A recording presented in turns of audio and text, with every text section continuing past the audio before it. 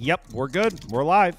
What's up, everybody? Brace yourself for a long one. So I got these two guys on, Matt Modi, Chris B. Kappen. We're going to go through 15 NBA games, and then I'm going to replace them with two other guys, Toast and Prop Beaver. Then we're going to go through 15 MLB games. So if you have to go take a piss, I'd do it now. It's gonna be a hell of a stream here. A lot of bets to place. I only have, I think, about 6 bets down in both sports so far, but partially because NBA's a little tough, and I'm trying to get some second opinions before I lock anything else in, and partially because I'm not really handicapping baseball full time right now. A lot of what I've been doing in baseball is based on what Toast and Prop Beaver say. So I'm looking to place more bets during that stream. So let's get it started. The poll I ran before was who's coming out of the Eastern Conference, and 24% of you chose correctly and said the New York Knicks, hottest team in the NBA. I don't know how you're still napping on the Knicks at this point. That was Boston's best fastball last night. That team is exposed. That's all they have. We just saw, and they could say whatever bullshit they want to say. That was their bet. That they wanted that game. Trust me, they wanted that game. They couldn't. The New York is a freight train right now. So yeah, Kyle, if we get a Sixers-Knicks first round series, I'm not coming on your channel because that's going to be brutal for me. I mean, I wouldn't want to be seen either, but no, I don't want that. I don't want that series at all as a Sixers fan. I'd rather play the Bucks, especially without Giannis. Yeah. Is Giannis supposed to miss playoff time? I'm guessing he'll miss at least dude, something. They never tell us anything. Yeah, calf injuries are tricky, but anyways. So, we're starting off with the Orlando on the road. Speaking of the Sixers, I actually have a bet on this game. I got it at 6.5. I'm in on Philly. It's very simple reasoning here. Orlando doesn't really look the same recently. I'm not saying they're a bad team. I'm not saying, I've completely lost faith in the Magic. Nothing like that. This isn't really a fade of Orlando as much as it is just a bet on Philly. Simple question. Ooh, one sec. Get my pick graphics up. Let's see. NBA picks. Where'd you put it, Andy? Is this it? Yep, here we go. So I'm on Philly here. I got it at 6.5. I'd still take it at 7.5. Simply, the Sixers are a wagon right now. Philly's 8-0 against the spread in their last 8, 4-0 against the spread, and 4-0 straight up since Embiid returned to the lineup. And people kind of forget the Sixers are 30-8 with Embiid on the floor this year. So it's kind of the way we're looking at this Eastern Conference. You have to believe that if Embiid never gets hurt, Philly's right up there next to Boston as the number 2 team in this conference. I don't think anyone would really debate that. Now, whether that translates into playoff series wins, usually it doesn't in Philadelphia's case, but there's no question that if Embiid doesn't get hurt, Philly's up there right next to Boston. So they're at home, laying 7.5 against Orlando team that hasn't looked good on the road at all. Let me pull it up. I didn't write it down, but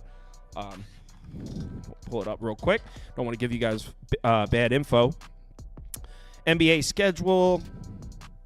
All right, so Orlando on the road recently lost to Milwaukee, lost to Houston, a bad loss to Houston, lost to Charlotte. They ever won a road game in 10, 11 days. That's 3 road losses in a row.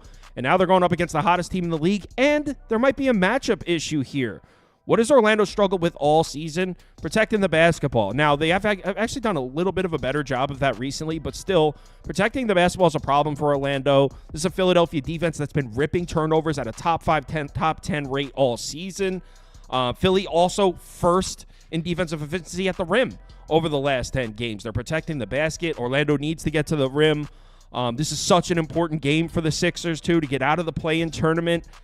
I just think you got the better team in a game they need at home against a team that seems like their best basketball days are behind them for this season. So I think Philly wins comfortably here.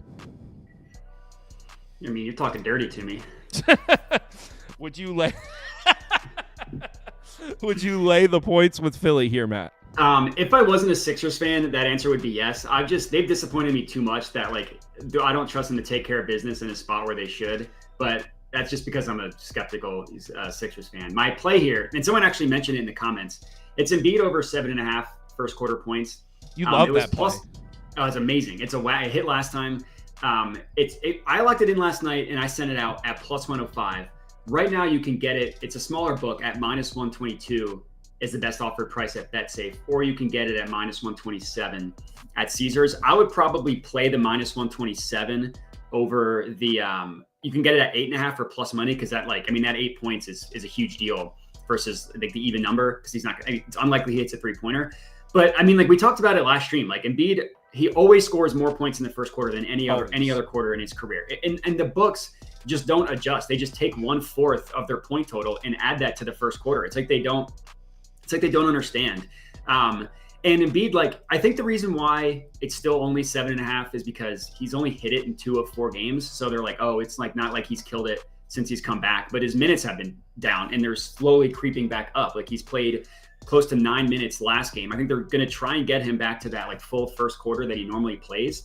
And I think this is a good matchup against the Magic. Like the Magic generally do a good job guarding the interior, but not with someone like Embiid's size. Like these are the types of matchups that he just feasts on. If nobody can hang with him physically, it's like Brook Lopez, Al Horford, the people that give him trouble. The Magic don't have anybody like that. And in his 2 games this year against the Magic, 16 and 15 points. Now he played all 12 minutes, but still that's over a point per minute. So even if he plays 8-9 minutes, he should cash it just again, the point per minute, which is loose math. But yeah, I mean, I love this Embiid first quarter play. I'll play it until he gives me a reason not to. My theory on that, by the way, and this is more based on what we've seen in years past, but it seems like teams go into these games against Philly and they're like, we don't want to double team Embiid. Let's start off the game and hope he's not missing. And so, like, the first 10, 15 possessions, they're letting Embiid get his looks. And then when they're down 16-8, Embiid's got 12 points already, they're like, shit, okay, we got to double team him. I think that's why, because teams don't want to come out double teaming Embiid and giving these shooters looks. They're like, let's start out not double teaming it. Let's make him prove to us we need to. And he almost always does prove it. So I think that's why. It feels like the double team comes later in the game. That is true, especially in the fourth quarter when it's like, all right, we can't give up open shots. And he's not great with he's not even close, obviously, to like a Jokic level passer. So double teams have always been his issue in his career. He also gets tired. Like his wind has always been his problem. He can never he's not like Jokic who can play 40 minutes and be fine. So I think that's also part of it is he has his energy in the first quarter. But anyways. Yeah, it makes sense. Chris, are you with me on Philly here? I didn't bet it, Cal, but that's the only way I would look as well, man. I think the only thing that scares me, Cal, is Orlando. At the beginning of the season, at the beginning of the week, they were in the third spot, and they could have beat past Milwaukee, but of course they lost to Milwaukee. And before that game started on Monday, they could finish as high as 2 and as low as 8. They're looking like they're trending more towards 8 now because I don't trust them on the road either. They have the 3rd best home record in the Eastern Conference, but on the road they have a losing record. So, you get Philly at home, like you said, Kyle, and I was just kind of listening to you talk because it wasn't a game that I was interested in betting, especially without knowing if Franz Wagner's going to be available. But without him, I definitely can't take the Magic here. But I do think, like, a part of me feels like they are going to bounce back. I just think it's a really bad matchup to bounce back after those 2 losses. So, Kyle, I'll be right there with you. Philly is 16-5 straight against the spread as a home favorite with Embiid in, and the Orlando Magic really – 16-5, yeah, winning by an average of 12 points per game. So, with Embiid hasn't been rolled in yet, but we do expect him to play, like you said, Kyle, because of the potential to get out the play-in spot here. So it'd be Philly or nothing for me here. I just didn't quite get there yet. Yeah, I actually like this one. I think the Sixers are. It's kind of not many opportunities where you get the Sixers at home with Embiid. It's kind of like they're being counted out a little bit. Like, I just did a poll. Who's coming out of the East? Everyone picked the Celtics or the Knicks. No one picked the Sixers. And, the Sixers should always be a favorite to come out the East. Now, they probably won't because it's a disgusting city and a bunch of choke artists. But on paper, they should. Now, you had to get that in. You had to go. You knew it was coming. You knew it was coming. We were talking about this game for 15 minutes. He saved it for last. Yeah. Now we'll move on to the next game, now that I've gotten that off my chest. Chicago at Washington, and Chris, I don't know if there's final injury reports, but mathematically the Bulls are playing for nothing. They cannot move out of the 9 seed. They can't move up to the 8, and they are only 2 games up on Atlanta, but they have the tiebreaker. So mathematically the Bulls cannot move. I saw DeRozan questionable. I saw Caruso questionable. I'm wondering if Chicago even intends to play anybody. And question number 2, part B of this question, even if they play their role players, can they still beat the Wizards? Probably. I didn't bet anything on this game. Pass, I still would straight go pass. Bulls because I think a lot of people are like, oh, Bulls aren't playing somebody, and they'll bet the Wizards, and then like forgetting like, oh wait, it's the Wizards. So I probably would still go Bulls, to be honest. So I'll put that up, but there's no way. I'll give you guys 15 seconds on this game. So you mentioned it, Kyle. DeRozan, not questionable, more so doubtful in this game. And they all of the starters played really heavy minutes last night. Him, Caruso also listed as questionable in this game, like you said. And they really have nothing to play for, which makes it feel like they're kind of putting this game. Vucevic also downgraded to doubtful. No Drummond. He's been already ruled out. No Ayo DeSumo as well. But then Washington said, you know what? Hold on. You guys not just going to add people to the injury report. We are too. So now Denny Avdia is listed as questionable. So that's why it's a point for the people who are wondering, like, hey, why don't you guys have a play on this one? Jordan Poole game time decision. Yeah, it's like at this point in time, like the Bulls are just getting ready for Atlanta and Washington just getting ready for Cancun. So yeah, easy point here.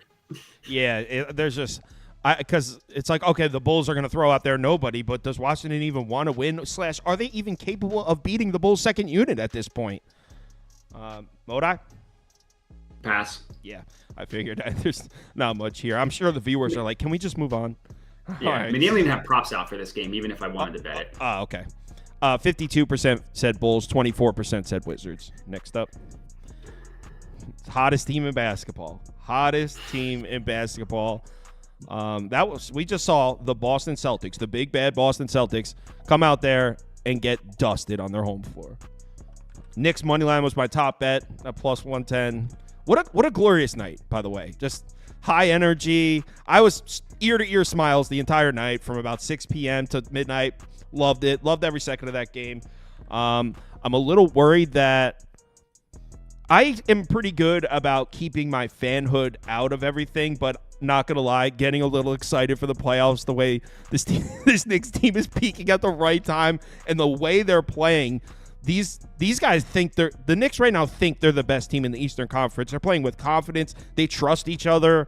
I mean, it's exactly what you want to see heading into the playoffs. It would only be Knicks or pass here. This is a big number, and I think Brunson's questionable. And if Brunson doesn't play, the offense takes a huge hit.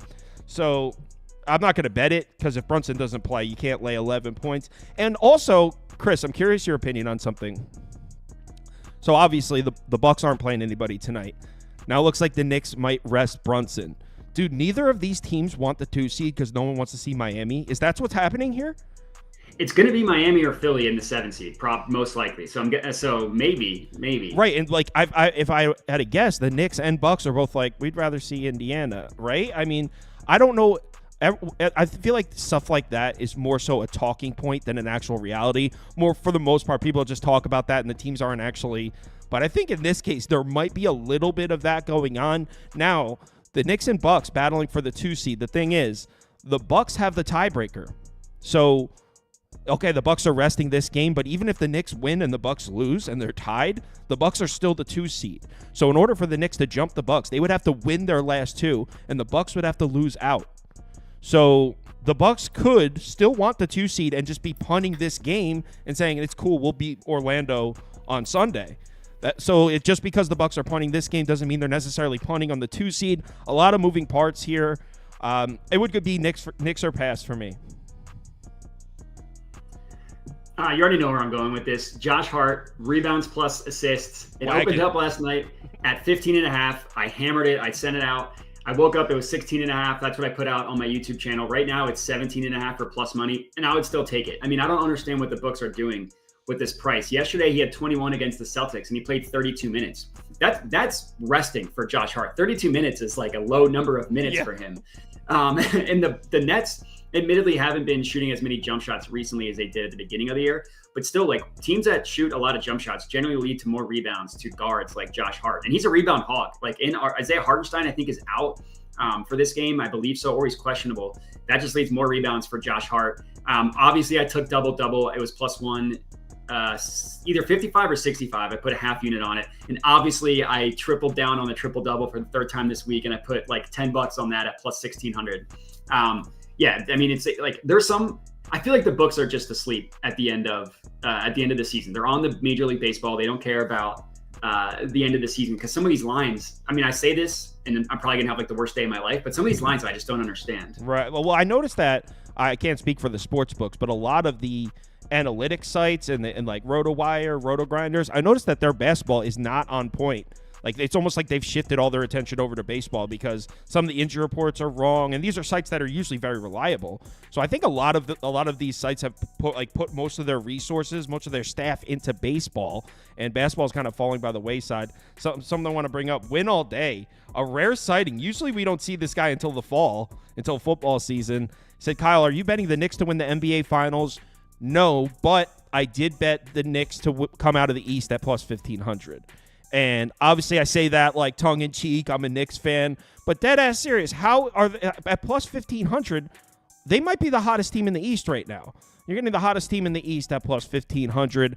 I don't trust the Celtics. I know, that doesn't mean anything. All right, what are they just going to flip a switch and all of a sudden be the best team in the league after playing like shit? I think that's something to be concerned about. And also, if the Knicks see the Celtics, the Knicks have a very good record against Boston. Like, Boston is not a team I fear. I'm worried about the Heat a little bit, but I'm not scared of Boston. I'm not scared of Philly. Those are our rivals. We can beat those guys. So I think at plus 1,500, there is value on that. Obviously, it's very high risk, but I did bet Knicks to come out of the East. Guess what the Knicks? Oh, sorry. I thought you were saying in the NBA Finals. Yeah, 1,500 to come out of the East is absurd. The East is weak right now. That's crazy. They're like the hottest team in the conference. Plus 1,500 to the hottest team in the conference.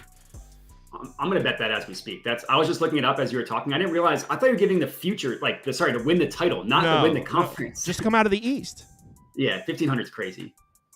Chris, first of all, are you telling the 1,500? Absolutely not. But I like it though. I couldn't talk you off of it. Like you said, the East is kind of wide open right now. And if Joel Embiid falls and gets another boo-boo, that makes it look, even less competitive. Somebody has to get Boston to fight. So I couldn't talk you off. I'm not betting it, but I couldn't talk you off. As far as this game though, Kyle, Jalen Brunson is listed as probable. Thibodeau is not going to have Jalen Brunson sitting on the bench if he can play basketball. It doesn't matter if you guys were Boston. You guys would still be playing Brunson and still be trying to win games. That's just the way Thibodeau plays. We'd be going basketball. For 70 wins. Yeah, they'd be going for 82 wins if they still were undefeated. So, so Brunson is going to play. You mentioned, Modai, that Isaiah Hartenstein, I think, is out. He is questionable out. He is out. Cam Johnson on the other side is doubtful. Dennis Schroeder also now been downgraded to questionable with an Achilles injury. Day'Ron Sharpe is listed as doubtful. It's a lot going on, a lot of moving pieces in this game. I want to get there with the over, though. I think Boston, I just think that your Knicks won't be extremely locked in on the defensive end. I know, the Knicks can struggle to – the Nets can struggle to score. But and that kind of – so I was thinking over. Then before you put that graphic up, I was thinking – I don't know if I want to trust Brooklyn to be able to score with them. So give me Knicks team total over. It's 110.5. The Nets defense is terrible. We know that. The Knicks been knocking down a ton of threes. I think without Hardenstein in there, there's less defense. I still got Josh Hart to get all the offensive rebounds for me. So I think the Knicks just won't be as locked in defensively, but that don't mean that they won't go out there and score against a Brooklyn team that, can't really stop anybody. So I like the Knicks team total specifically over 110.5, but didn't quite get there yet. It's just a lean for now, but that's what I'd be looking for if I had to play this game. Staying away from the spread, like you said, Kyle. Yeah, and I know some people probably think it's a flat spot for the Knicks, but I'm telling you, after that win in Boston, Madison Square Garden is going to be rocking, waiting for the playoffs. I was at Game 4 against Cleveland last year. Place is rumbling, and they're like, as far as the vibes around the Knicks the last couple of years, it's serious, and it's going to be serious there tonight. Everyone is fired up for this playoff run for the Knicks, so I don't expect, just because, hey, maybe the Knicks are just cool with the 3 seed, I don't expect to come out with a poor effort in front of the home fans. That crowd's going to be rolling. So, yeah, I like the Knicks. 52% said Knicks, 25% said pass, 22% said Nets. All right, let's move on to the next one. Pacers Cavs, and I have a lean here, and I want to see what you guys think. If you guys co-sign it, I might be down to just add it because it's a lean. So what are your thoughts on? So I wanted to do under. I wanted to take the under. It was at 234 last night on FanDuel, and I swear I had it loaded up, and I didn't click confirm. Because I've been burnt on unders with this Pacers team a couple times in the last few weeks. It seems like even when the numbers point to an under, you can't always count on it with Indiana. But then I took a little bit of a closer look. Those times I got burnt on Pacers unders, it was Indiana that burnt me. Their opponent scored 109, 106. It was the Pacers that put up 135 points. So I think Cleveland team total under 117.5, or that's where it was last night. Maybe it's down to 116.5 because the total seemed to have dropped a point. But I think Cleveland team total under is worth a look. Cleveland has, me and Chris were talking about this a week ago. Cleveland's offense, we know they have talent. There's no chemistry right now. The ball gets to the hands of Donovan Mitchell, gets into the hands of Dean Wade. Oh, Dean Wade's not playing, but gets in the hands of Max Strus, and it just stops. Someone will drive. Even Garland. Yeah, and you'll see Garland cross somebody up, get into the lane, and then he looks out, and the person that's supposed to be standing there is not standing there in the corner. Like, I don't know what's going on with the team. I don't know if it's a coaching issue or maybe just like so much missed time, but I've lost several bets on the Cavs recently, and I'm watching the game, and I was like, these guys look like they haven't even practiced. So I think Cleveland team total under is worth a look. Haven't bet it yet. Depending on what Chris is on, I might be willing to jump in on it on the show. I don't know if you caught Ski Show today, Chris, but I caught some of it, but not all of it. Everybody in the comments was on Cleveland. Like, everybody was like, Cavs, Cavs, Cavs.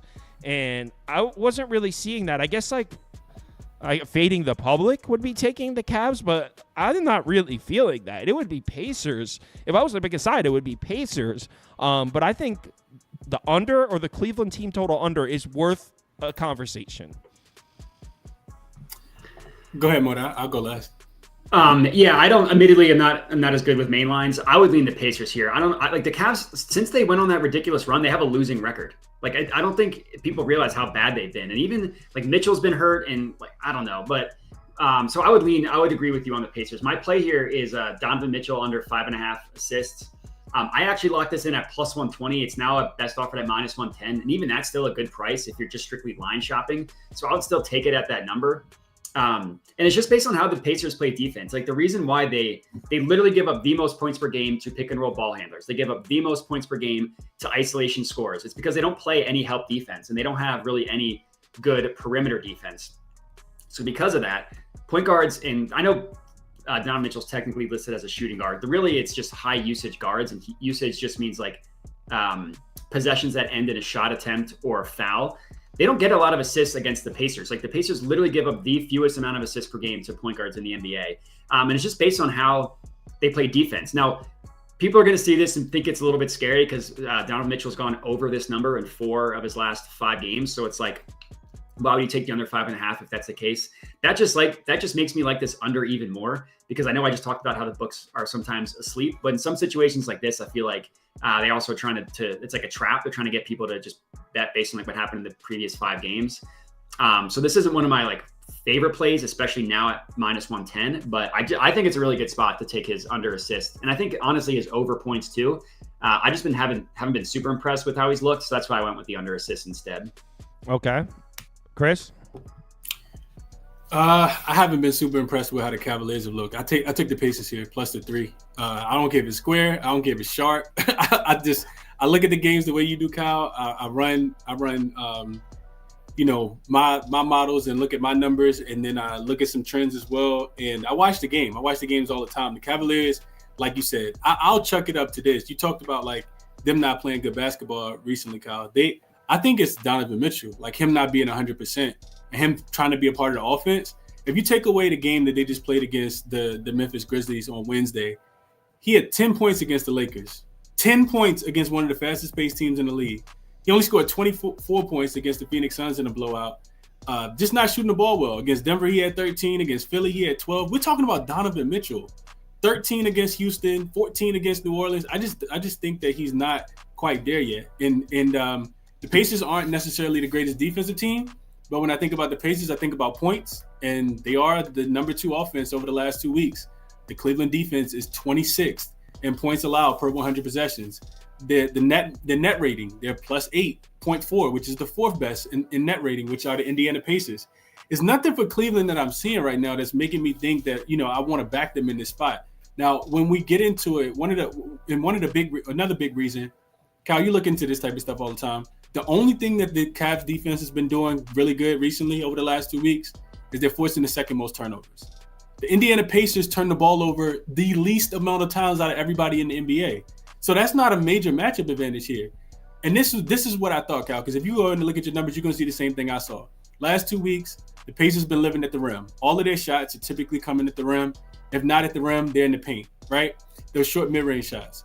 But they're not shooting a ton of threes. While the Cleveland Cavaliers defense has been the worst team in the league from three. They're allowing teams to shoot damn near 48% from the three-point line. And the Pacers not a great three-point shooting team. But when they play against Cleveland, and they have already 3 times this season, they've beaten them twice already, they've been able to knock down the three. They shot 48% the second time they played. They shot 40%, almost 40% the first time they played. And they have already went into Cleveland and won a game. So if you're telling me, Chris, you got to trust, Indiana's offense to outscore Cleveland, or you got to trust Cleveland's defense to get stops against Indiana, I'm taking Indiana all day. So I took them plus the 3 here. I didn't even mention the matchup advantage, the seeding. And I know that both teams have something to play for. The Cavs probably do want home court advantage. You don't want to stay in the top 4. But Indiana don't want to fall to the play-in. Hell no.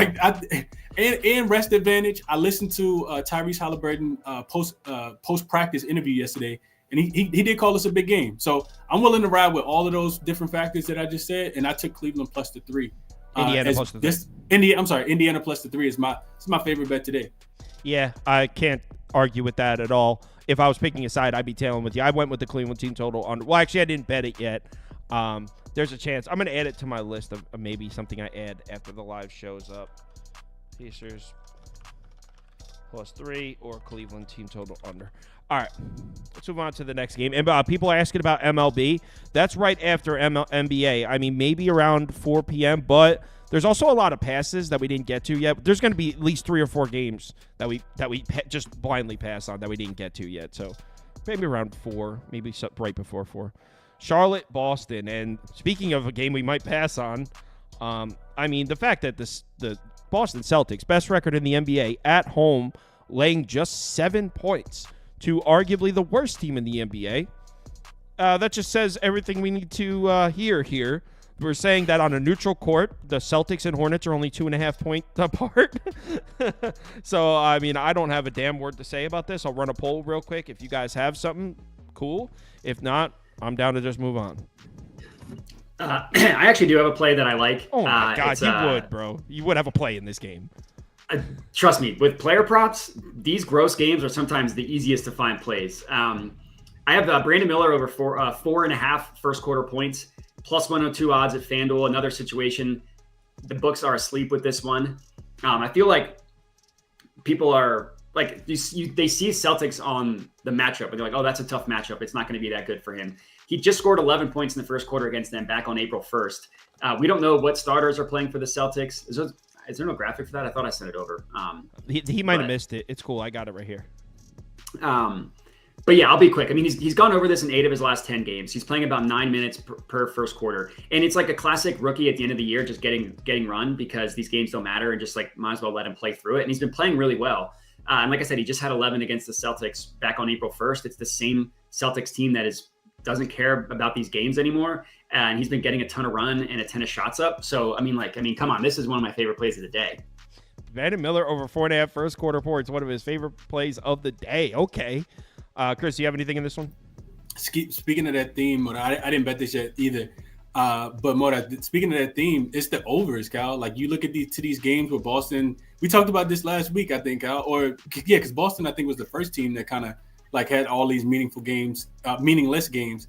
And no matter what, they're going to get their numbers. So their team total is like 112.5. I wouldn't even play it yet because the injury report just came out. Everybody for Boston, including Joe Mazzulla, is listed as questionable for this game. So with that being said, you just kind of wait. It's second leg of a back-to-back, third game in 4 nights. Charlotte is actually the 14th rated offense over the last 2 weeks. I think we talked about this against Dallas, and that one went up and over the total. So I like the over. I think you could play the team total over. I think you could play the full game over. I think it's 217.5 right now, 218.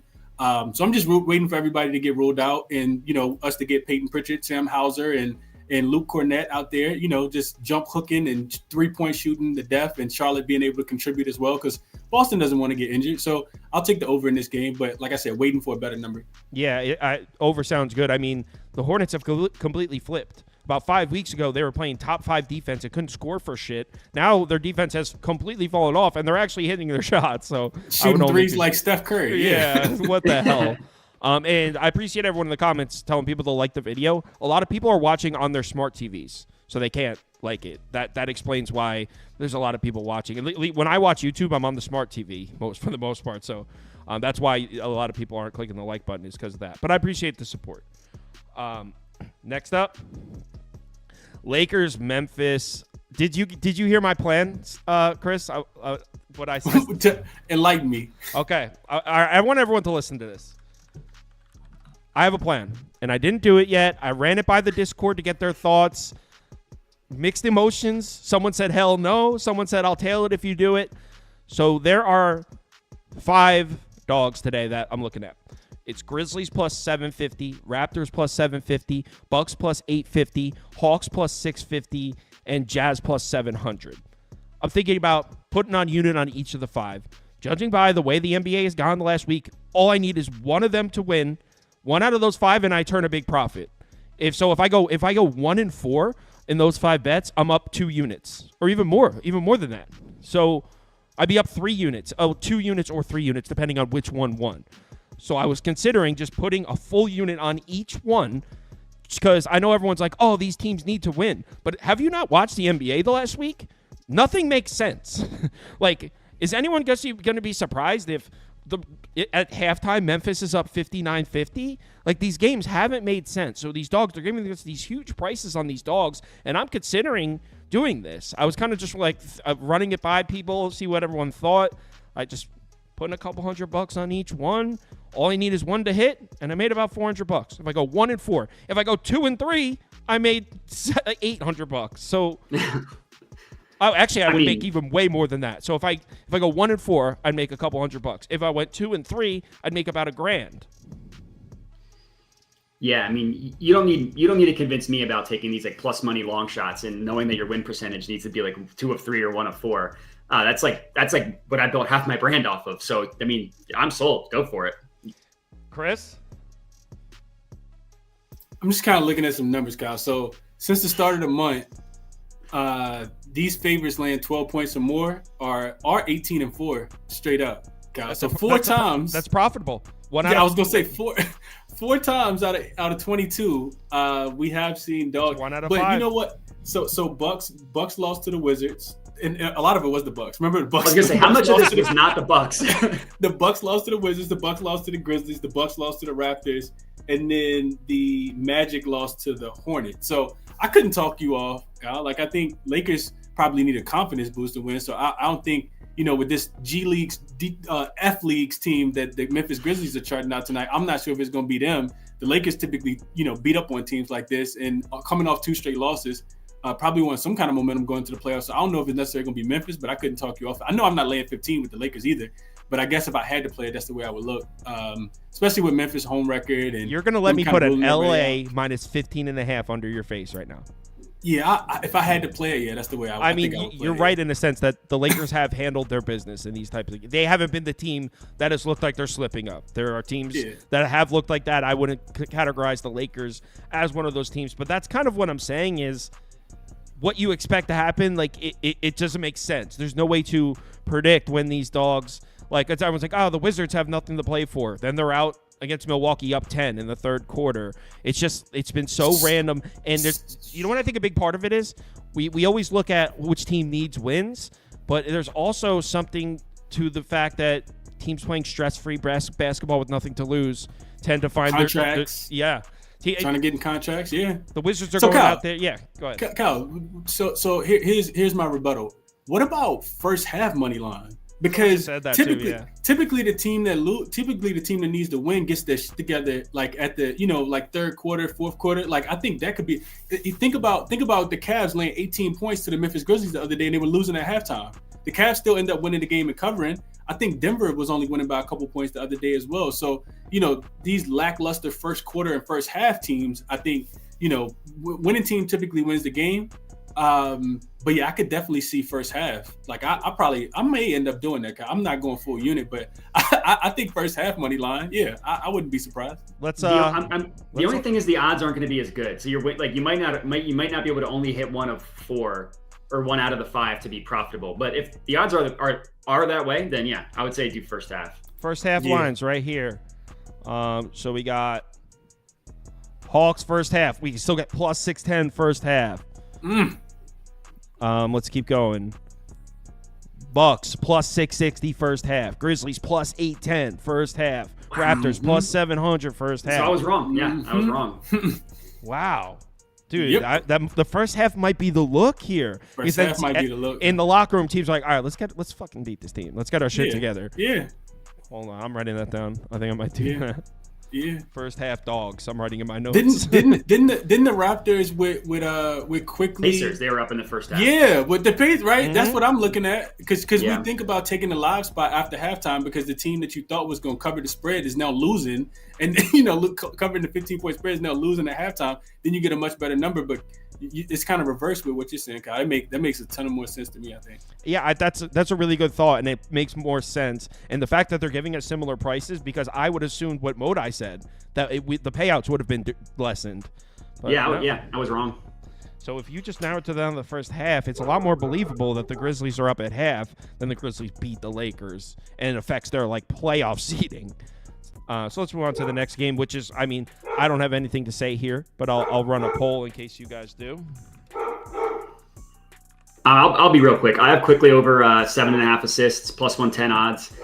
I just like the spot for Quickly. He's been playing really well. The Heat defense is generally a team I like to look at for high usage guards, actually over their assist total, because it's the way that he played defense. Like, they don't give up any points on the pick and roll to the ball handler. They gave up a ton of catch and shoot 3-pointers. That's all because of their aggressive help schemes on defense and that just not letting themselves get torched by the number one option. So that's why I like the IQ assist. Cool. IQ assists. I have nothing to say here. The Raptors would be in my dog experiment. That's it. And the reason why, Kyle, is because we don't expect Miami to win by margin, right? We talked about this. I think they covered one double-digit spread. I wouldn't touch that. They covered one double-digit spread in the last 3 years, and that happened to be against the Portland Trailblazers when they beat them by 40 earlier this season. But you would think that Toronto, fast-paced, their team total was 100. Something just tells me this is an extremely low total for having Quickly on the floor. I do think Toronto will be able to score. Miami probably won't be locked in defensively, and I think both of these teams get outscored. If anything, Toronto just forces Miami to play faster. And who's the rim protector for this Toronto Raptors team? Kelly Olynyk? Yeah, give me the over here. I got to put over. He was pretty good protecting the basket at Gonzaga, if that helps. That doesn't count at all. So over here or nothing at all. I just haven't bet it yet. I want to make sure everybody's ruled in. I don't want them to pull any kind of crazy stuff where they rest Quickly at the last second, because long as Quickly's in, and they got Abaji and RJ Barrett, they got their guys. Gary Trent Jr. listed as questionable. If he's in, I'm definitely playing over 218 here.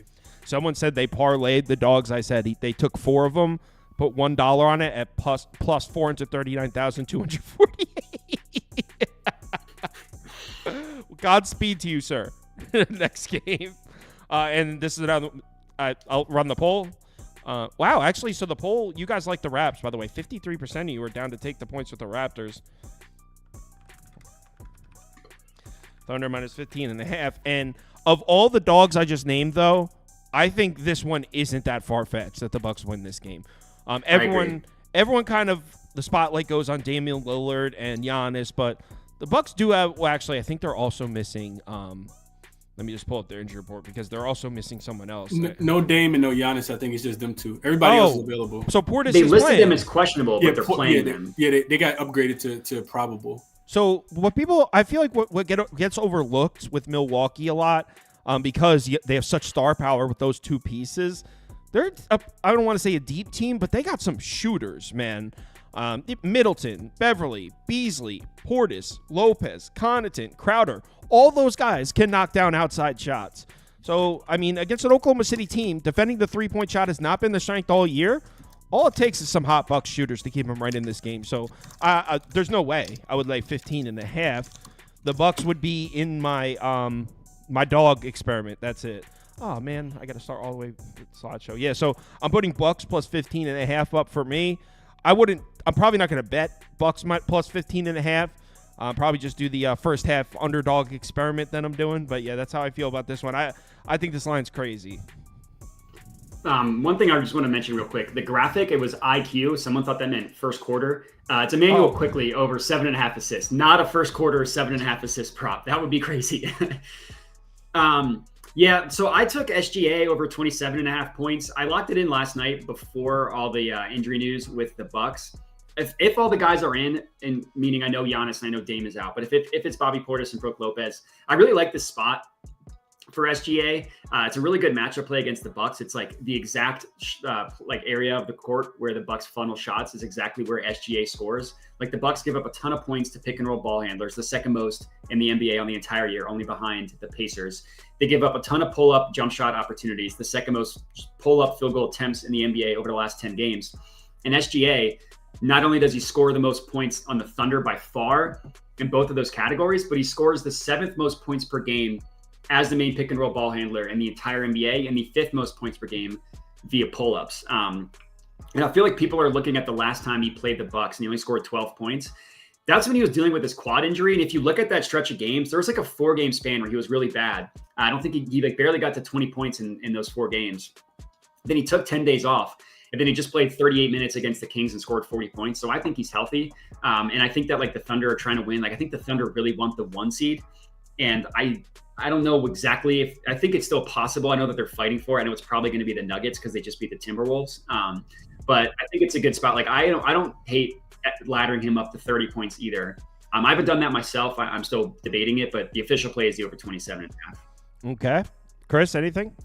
Nothing at all. We can pass this one, boys. All right. Poll is leaning towards the Bucks, 45%, 40%. Next game, we got Toronto. No, I did that one already. We just did this one, yeah. Atlanta and Minnesota is next. I think I might have skipped the game. Who cares?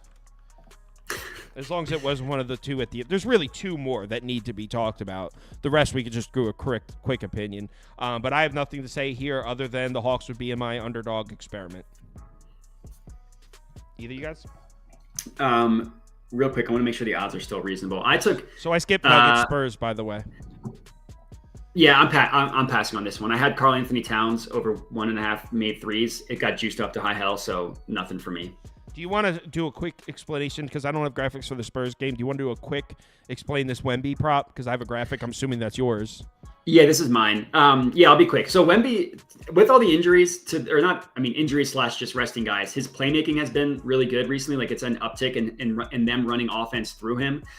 His mainline assist over under is 5.5, and he's cleared that in 6 of 7 games. And the one he missed, he had exactly 5. And he's kind of in the Brandon Miller category of they're just giving a rookie a ton of playing time. Like his playing time's up over the past 10 games. His scoring has been up a little bit recently. Normally I would have just taken the points, but because his assists have been up recently, that's why I combined the 2. So you like Wemby? All right, and you passed this game, you said. Correct. That's correct. Chris, anything to add for this one? Only thing I would look at here, and I haven't bet it yet, is the over. I think with Karl Anthony Towns coming back, definitely that makes Minnesota's defense worse. We've seen Minnesota be like, these big favorites at home. They just did it against Washington and gave up 120 points to Washington. So for whatever reason, we still see that immaturity with this Minnesota Timberwolves team. Atlanta loves to shoot the 3-point ball. Minnesota can be susceptible to the 3-point ball. And then I think the Timberwolves should be able to score as well, especially if Atlanta dictates pace. So Trae Young coming back, defense gets worse. Karl Anthony Towns coming back, defense gets worse. You got DeJounte Murray listed as questionable. Clint Capella is listed as questionable for rest. If he's not out there, that's a much faster pace as well. So only a look towards the over 226, but not anything that I bet yet. Still kind of waiting on the injury report here. Okay, so you would lean towards the over. Let me get my over graphic. I don't know what happened to it. I think I just got it. Yeah. There we go. All right, over. All right, next game. There are still, by the way, I know that a lot of people are waiting for MLB in the comments. There's actually 2 decent games left. They're coming up. We obviously in the middle, we got to get through the some of the BS games. Some of the Matt Modai Invitationals, we call them. Matt Modai Invitationals. I'm on pace to have my best month of the year in April. I know you love these weird games. It's like Detroit at Dallas. Me and Chris are like next. And Moto's like, this is my lock of the month. Actually, I don't have anything. I'm passing on this one. Yeah, me too. I'll run a quick poll, but I don't know why I left Pistons out of my dog experiment. Maybe Probably because they're 9-1 in their last 10 games and not really looking to lose any games here.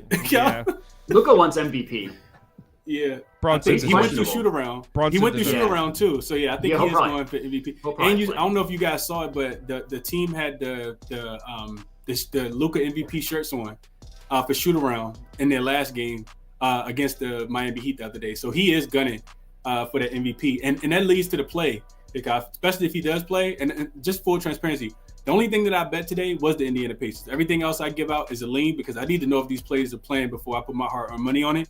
But a look towards their team total over. Detroit is not trying to play basketball anymore. It's 1-2-3 Cancun every time they go into the locker room, the huddle, any of that.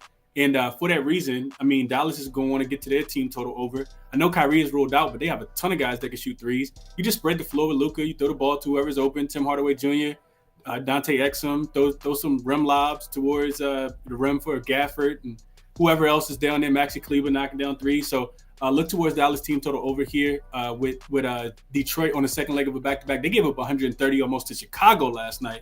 It's only telling what Dallas can do here. So Dallas team total over would be the look, but I need Luka in.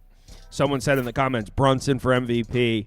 Unfortunately, that's not realistic, but I will say if that does happen, I get a large payout. I'll leave it at that. So, next game. Here we go. Pelicans Warriors, and I have a play I like. Didn't bet it yet, but I think I'm down to. Want to see what Chris thinks real quick. I know I'm hitting start the poll now. I'm expecting a lot of people to come in on Golden State here. Warriors have looked good. Pelicans just played a game last night. I'm a little hesitant to do that. I'm not taking the Pelicans, but I think we need to at least take into consideration that, I mean, this is a Super Bowl for the Pelicans. Not that this isn't a huge game for the Warriors, but, I mean, the Pelicans, if they lose, they're dropping back into the play-in pretty much. I mean, not definitively, but the Pelicans are in the 6th seed, and they could be knocked down into the play-in tournament if they lose this game. So be wary of that. The Golden State obviously can jump up into the 8th seed, but I feel like the dropping back into the play-in is more of a loss than Golden State having to remain in the 9. Or, you know what I mean? I feel like there's more to lose here for the Pelicans. And also, New Orleans last night, that offense looked unstoppable. I took the under in that game, and it was 4 minutes in. New Orleans had 17 points on the board already. Zion had an and one, and I was like, fuck. Then the next play, Zion crosses somebody up, scores easy at the basket. I was like, fuck. Next game, he does it again. They collapse, kicked out, wide open three. And I was like, this is over. The Pelicans offense looked really good last night, and they're coming into this game with some momentum. And by the way, Sacramento's a team that can protect the interior, just like Golden State. I'm not taking the Pelicans. What I am doing, and I think it's a good look, I think I'm going over here because Pelicans have struggled to defend jump shooters at points in the season. Based on what we saw in the Pelicans last night, I think we're seeing this team has abandoned the slow pace that we were seeing for a while. I mean, they're running and gunning. I think this is a low total, and I think both teams are going to score. I think the final score of this game's 125-120. So I think it's going to go over. Damn it, my over-under graphics keep disappearing. So I like the over, didn't bet it, but I'm down to. That's where I'm leaning here. And I guess I would have to lean towards Golden State, but this is such a huge game. It's like the biggest game since in Pelicans franchise history since the playoff series against Golden State a few years back. This is huge. So I'm a little worried that you're going to see the New Orleans Pelicans' best fastball tonight. So it's over or pass for me. For this one, I have Andrew Wiggins over 1.5 made 3-pointers. It's actually at plus 100 now. The odds have been getting better, which I don't. It's that's at FanDuel. I guess every other book is in like the minus 120, so it's a pretty good price on FanDuel. It's the reason why I was on Keegan Murray yesterday, who I had him to make 4 3-pointers. He had 0 in the first half and then made 4. I think he made actually 5 in the second, which was fun. It's the way the Pelicans play defense. They just leave jump shooters wide open. And technically, the players that attempt the most wide open 3-pointers on the Warriors are Steph and Clay because they run so much offense through them. I think the hope is that the Pelicans actually respect those guys from shooting. It's Wiggins who they're just going to leave wide open. They're going to say, you know what, if we lose because Andrew Wiggins makes 3-pointers, so be it. So I think they're going to leave him wide open. And the Pelicans literally lead the NBA on the season in frequency of 3-pointers that are considered wide open and in the last 10 games. Like, It's not getting any better. And it's their style of defense. If they don't respect a shooter, they're just going to leave him wide open. And Andrew Wiggins, this is a little bit square because he's hit this in 4 of his last 5 games and in 5 of 7. And in 4 of the 5 games, he actually made 3-pointers. So it's not a situation where I'm fading recent results. Instead, I'm just playing the matchup that I think he's going to get probably 5 wide open 3-pointers. And that's a shot that he'll make probably 40% of the time. He's a streaky shooter. So hopefully we're just getting him in a hot streak. I like that, and that plays exactly that's why I can't bet the Pelicans, even though I think we're going to see the best the Pelicans have tonight. I can't bet them because of how many looks from 3 they're giving. I mean, teams are getting 40 attempts from 3 against the Pelicans, and a team like Golden State that if they're hot from outside, they could score 135 points in this game. So I feel more comfortable. I think I feel like if I take the over, it takes out all my worries about the game. Like I have concerns for the Golden State Warriors. I feel like Zion's going to get to the basket no matter what Draymond does. And I have concerns for the Pelicans because Golden State's going to light them up from outside. So let me take the over and take all my concerns away. That's how I'm looking at the game. I didn't bet it, but I'm kind of talking myself into it right now. Kyle, and I agree, Kyle. I think it's over or nothing here too. And the reason why I couldn't play the under last night, like you said, was because the Pelicans really struggled to defend the 3-point line all of a sudden. And Golden State all of a sudden starting to shoot threes again. 9th and above the break 3 frequency, 1st and above the break 3 accuracy. And you had Clay take the night off last night. Draymond take the night off last night. I mean, that's so their offense can be really locked in for this game.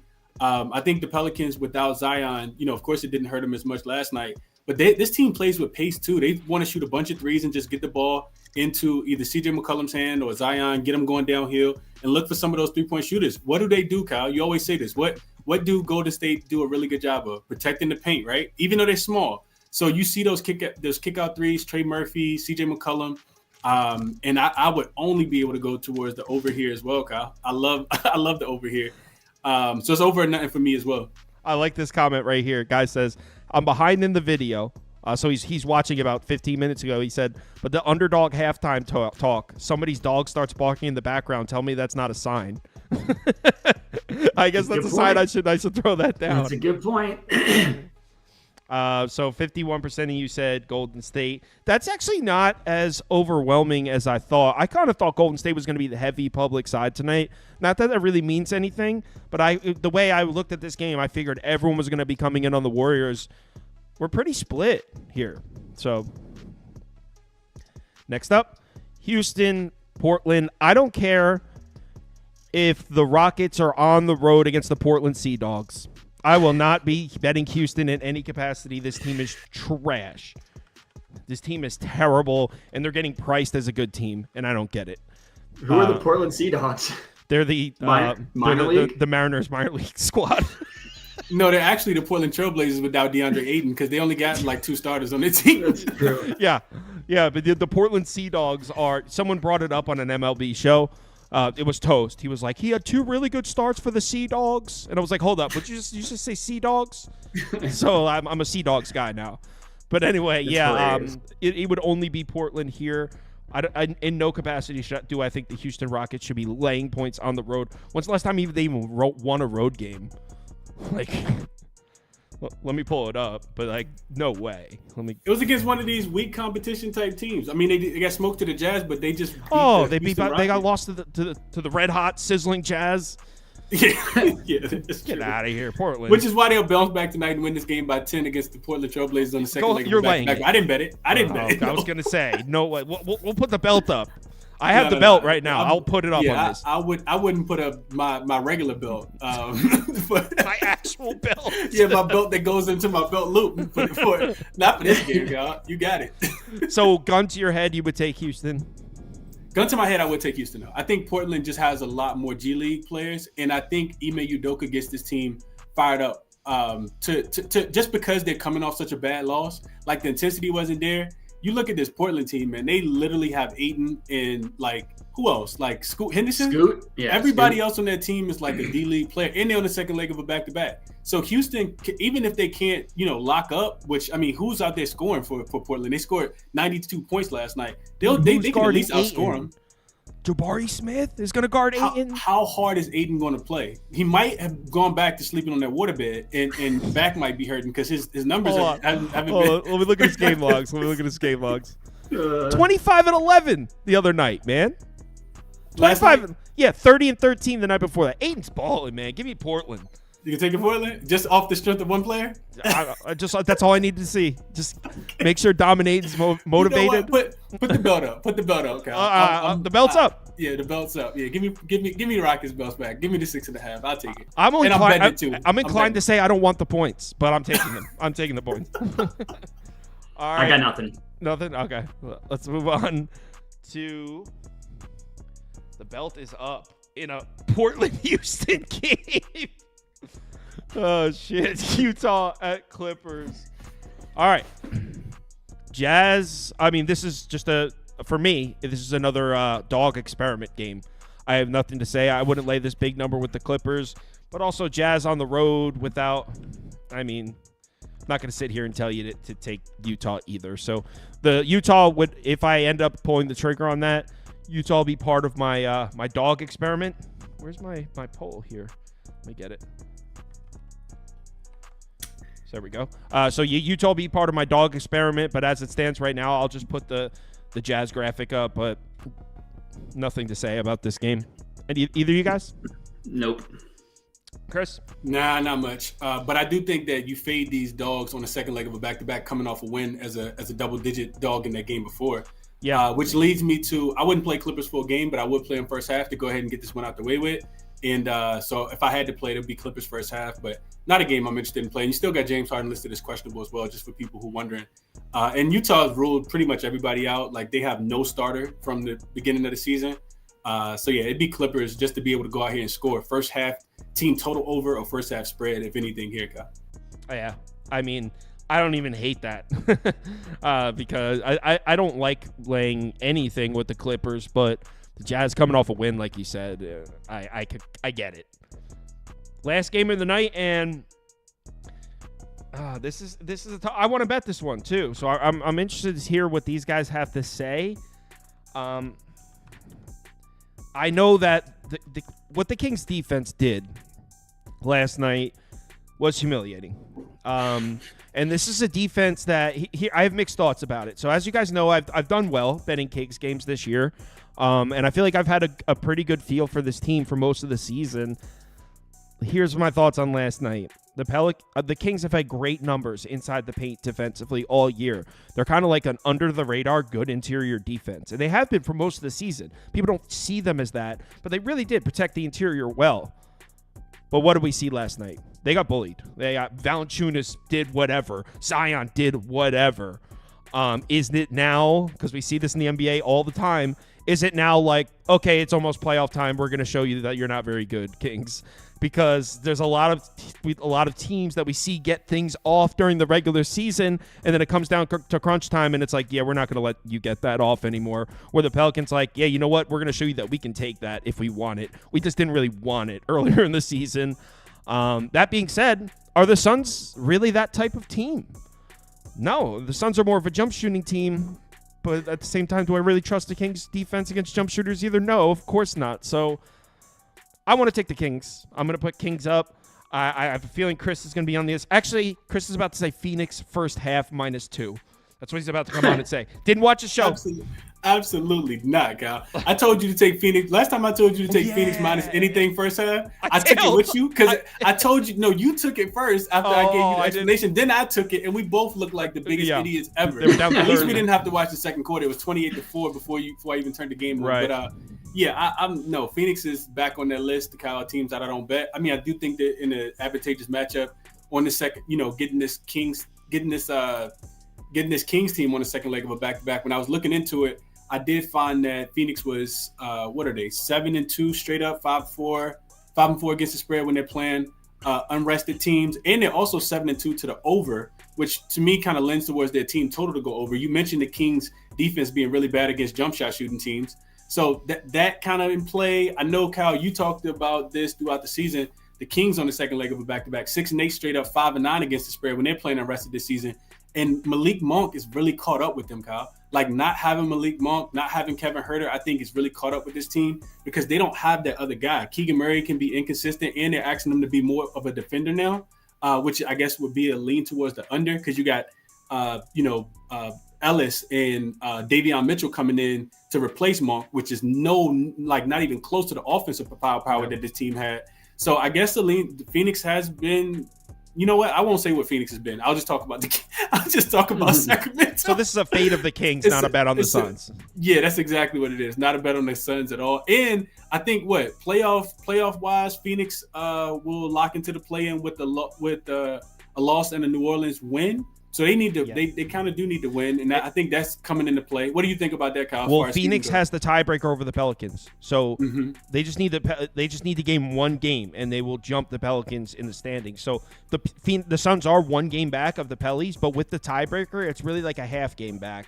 The Phoenix just needs to handle their business, and they need the Pellies to drop one, and it could be tonight against Golden State. So Phoenix should jump right into the 6th seed, and if they do, they're in the driver's seat. So it looks like the Pelicans are sitting pretty in the 6th seed, but they're really not because Phoenix has the tiebreaker over them, which changes everything. Everything. So does that make you look more towards Phoenix, Kyle, or are you still liking Sacramento? No, because I don't trust them either. I don't trust the Suns at all, and I feel like this line is a little bit disrespectful. These two teams have the same goddamn record this year. One's laying 5 on the road. I mean, look, I know that the Suns have looked better than the Kings recently, and the Kings are a back-to-back. But what you just said about back-to-back, Sacramento started 0-5 straight up, 0-5 against the spread on back-to-backs this season. So when you're talking about those 0 days rest, you have to if you take out the first 5, it's not nearly as bad. I think this line's disrespectful, and I also think like the Phoenix just can't be trusted to lay points, and that's what it really comes down to. Yeah. Look, as big of a game as it is for the Suns, Kings need this shit too, man. They were just sitting nice, the Kings. Now all of a sudden they could drop down to the 10 seed. They're gonna have to win 2 road games to get into the playoffs. I like the Kings here. I can't tell you guys to bet it, but this is where I want to be, and this game's on at 10:30. So depending on how my bets do, this might be one that I hop in the Discord at 10:15. Like, guys, saddle up, Kings money line. But I don't know. As of right now, it's Kings or pass. Cal, real quick, you got any thought on the total? What'd you do with the total if you had to play it? I mean, based on the numbers, under. But the under was a great play last night based on the numbers. They scored 300 fucking points in that game. So So based on the numbers, I'd go under. But based on what I saw last night, and I know that the Suns have a tendency to play, like if you start running fast on the Suns are like, all right, like, let's do it. Like Suns are like, they play into that. If you start running fast, let's do it. I'll run fast right back. You want to have a shootout? Let's go. The Suns are always down for that. So I guess I would have to say over. So that would go against the Kings' slow pace and the Kings' decent defensive numbers. So it would go against all that. I would lean over. Okay, makes sense why you don't have a play because you conflicted. I just got smoked last night on that. Yeah. No, I had a winning night because I had a full unit on Knicks plus 110. Shout out New York. But that again, Mona. Do you guys want to stop and talk about the Knicks for a few more minutes, or look at Jehovah's Witness about the Knicks? Do you have a moment to talk about our Lord and Savior, Jalen Brunson? Mona, do you anything for this game? Yeah, I didn't bet it, but the play I'd give out is Kevin Durant over 24 and a half points. I think it's 24 and a half. Yeah, I mean, he hasn't been great his last 4 games. He's gone under in 4 straight, but he was over in 5 of the previous 6. And it's not like it was the beginning of the year where he was consistently putting up like 30 points. But I do think that eventually it's going to start swinging back with him scoring points in a good way. And like I said, the Kings' weakness is guarding jump shooters. And sometimes that's Devin Booker, sometimes it's Durant. Like the confusing part is both, I mean, and Beal too, they all have the same shot, the same shot profile with a little bit difference where Beal attacks the rim a little bit more. So it's always tough to say, like, is it a Durant game? Is it a Devin Booker game? I don't know what Kyle's laughing at. But someone said it's crackhead appreciation night in Sacramento tonight. That's funny. Hey, that's the home city of your Oakland Athletics, so have some respect. Yeah, holy shit, that's right. They are in Sacramento. Yeah. But like, I mean, the Kevin Durant has played well against the Kings this year, 28, 27, 28 points in the 3 games. So I didn't bet it. That's where I would go. KD over. How about a quick community parlay? And then let's check the waiting room. Prop Beaver and Toast are there waiting. So we got the baseball gentlemen on deck. Let's do a community parlay. And then let's talk some baseball. Whoops. I just messed my screen up.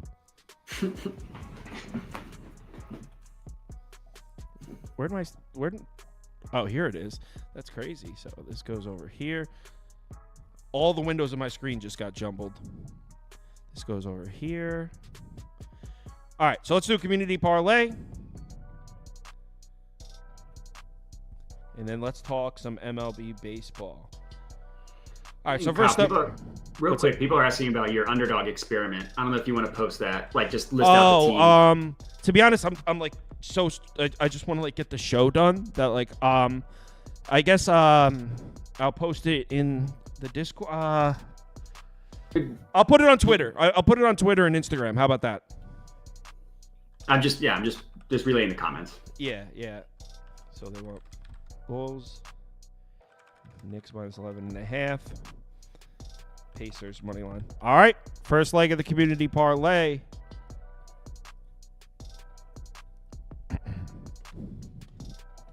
And guys, the key word in that underdog experiment is experiment.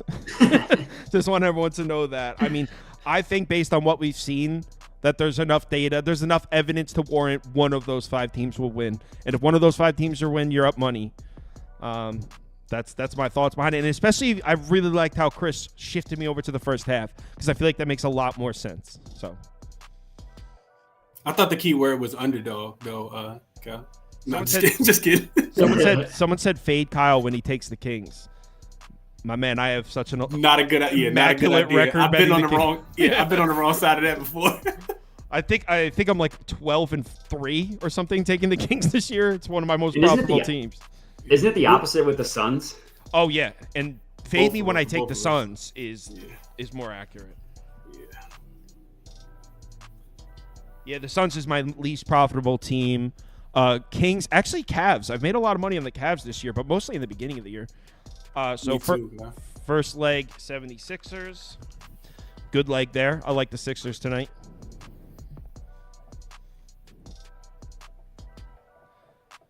All right, so actually they bet the Hornets. Hornets money line. Oh, wow. Yeah. They also took Grizzlies at plus 15.5.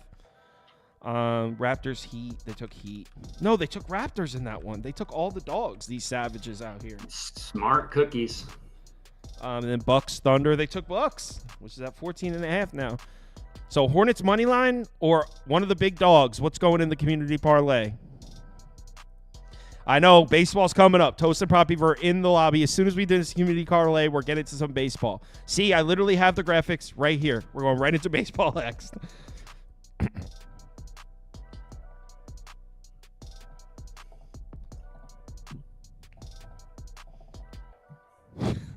Yeah, I mean, one thing about baseball is it doesn't have the biggest fan base as far as viewership, but the baseball betting community is strong. Like, people love betting baseball, and once you get into it, it's pretty fucking addicting. It's because there's games every night. It's so fun, and like the pitching matchups, it's like a brand new handicap every day with like so many possibilities today.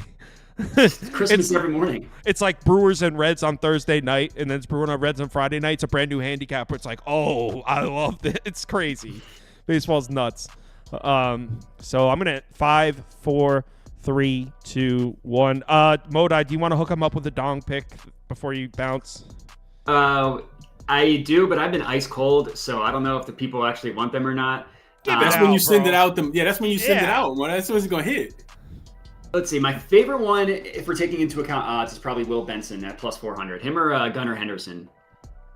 So I gave out 4 on my channel, but those are probably my 2 favorite. People want top 2. Look at Toast in the waiting room flexing. He likes it. He approves. Oh, he likes Will Benson. Will Benson's a stud. That's what he just said. Toast just said 20 Exactly. mile an hour. Yep, exactly. 20 mile an hour winds flying out to center field is what Toast just said in our ears. I forgot people can't hear him, Yeah, so they just hear me saying it exactly to nothing.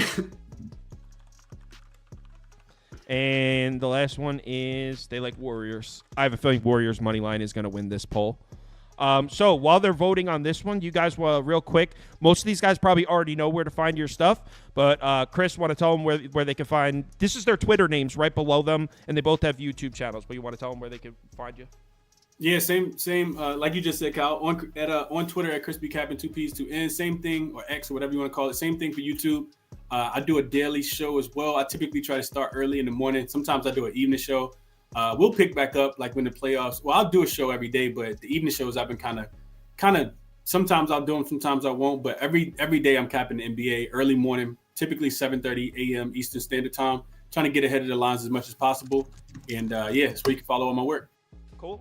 And Mr. Modi? Basically the same answer, just with my handle Jedi Modi. I post daily NBA and MLB on YouTube. MLB thumbs down, NBA thumbs up. NBA's been like the best month of my life in April. I'm telling you, these nasty games I think that's where I shine. As a Philly guy, I think that's how it works. As a Philly guy, I'm just disgusting. Yeah, exactly. And I know you're having a good year because you came on a lot last year and the comments are like, who the hell is this guy? And now I get you on and the comments are like, Modi, let's go. Like you have like a cult following now. Dude, these NBA player props. I'm terrible at bragging about myself, but I got over 100 units in profit just playing straights for NBA player props. And I was like, I never in a million years thought I would have this profit. And some guy's like, what confidence? You never thought you would hit that? And I'm like, dude, do you understand how much that is on straight main plays and not parlays? Yeah. Like, come on.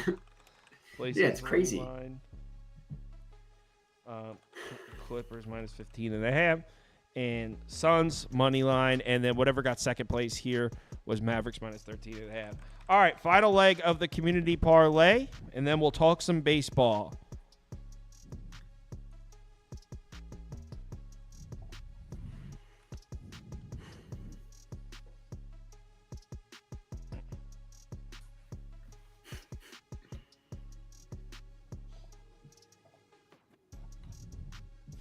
It's going to be Suns money line. I can end it right now. All right. On FanDuel plus 501. Plus 501.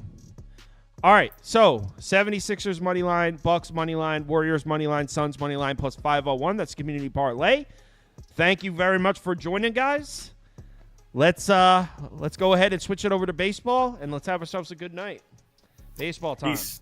Thanks for joining. Sweet. Guys. Thanks, guys. All right, fellas. All right, let's first switch their name tags over and get these two degenerates on the screen.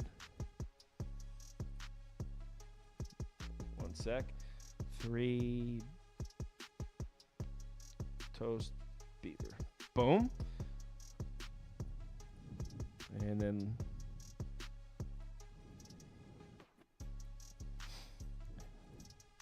how are you guys doing?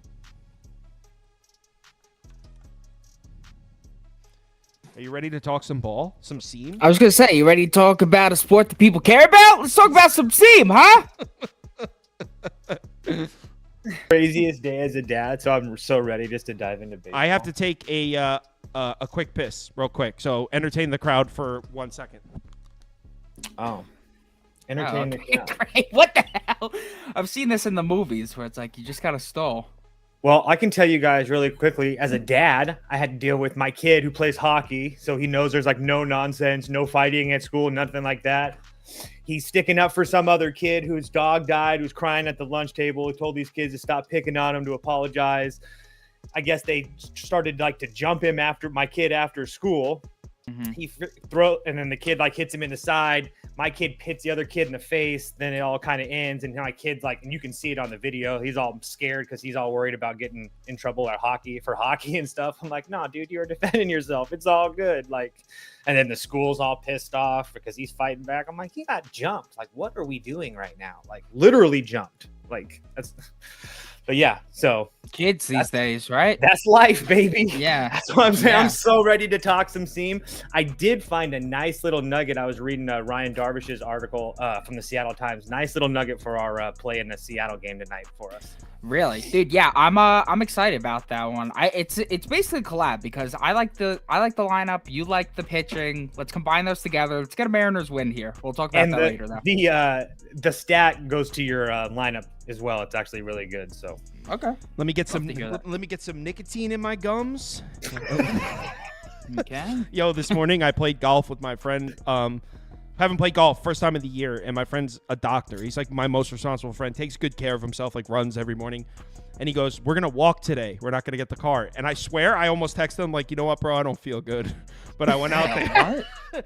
So we It's a walked. psycho move. We walked the course, and it was fine. But like, I got in my car, and I was like, my legs are sore as shit. Like, it's a lot of walking. oh yeah. Anyway, let's talk seam. Unless you're golfing once or twice a week, your legs are going to be tired after you walk. Someone There's said, Kyle. Anybody. Yeah. Someone said, Kyle, are you a former smoker? Oh, yeah. I haven't smoked a cigarette in 7 or 8 years, though. Been a long time. I chew Nicorette gum. I smoke enough for them. For everybody. So we got Pirates at. Pirates really didn't come through, and a lot of people were upset about this pick, by the way. Yeah, my lord. What was the a hell lot was of- that about? a lot of Let's upset. relax, people.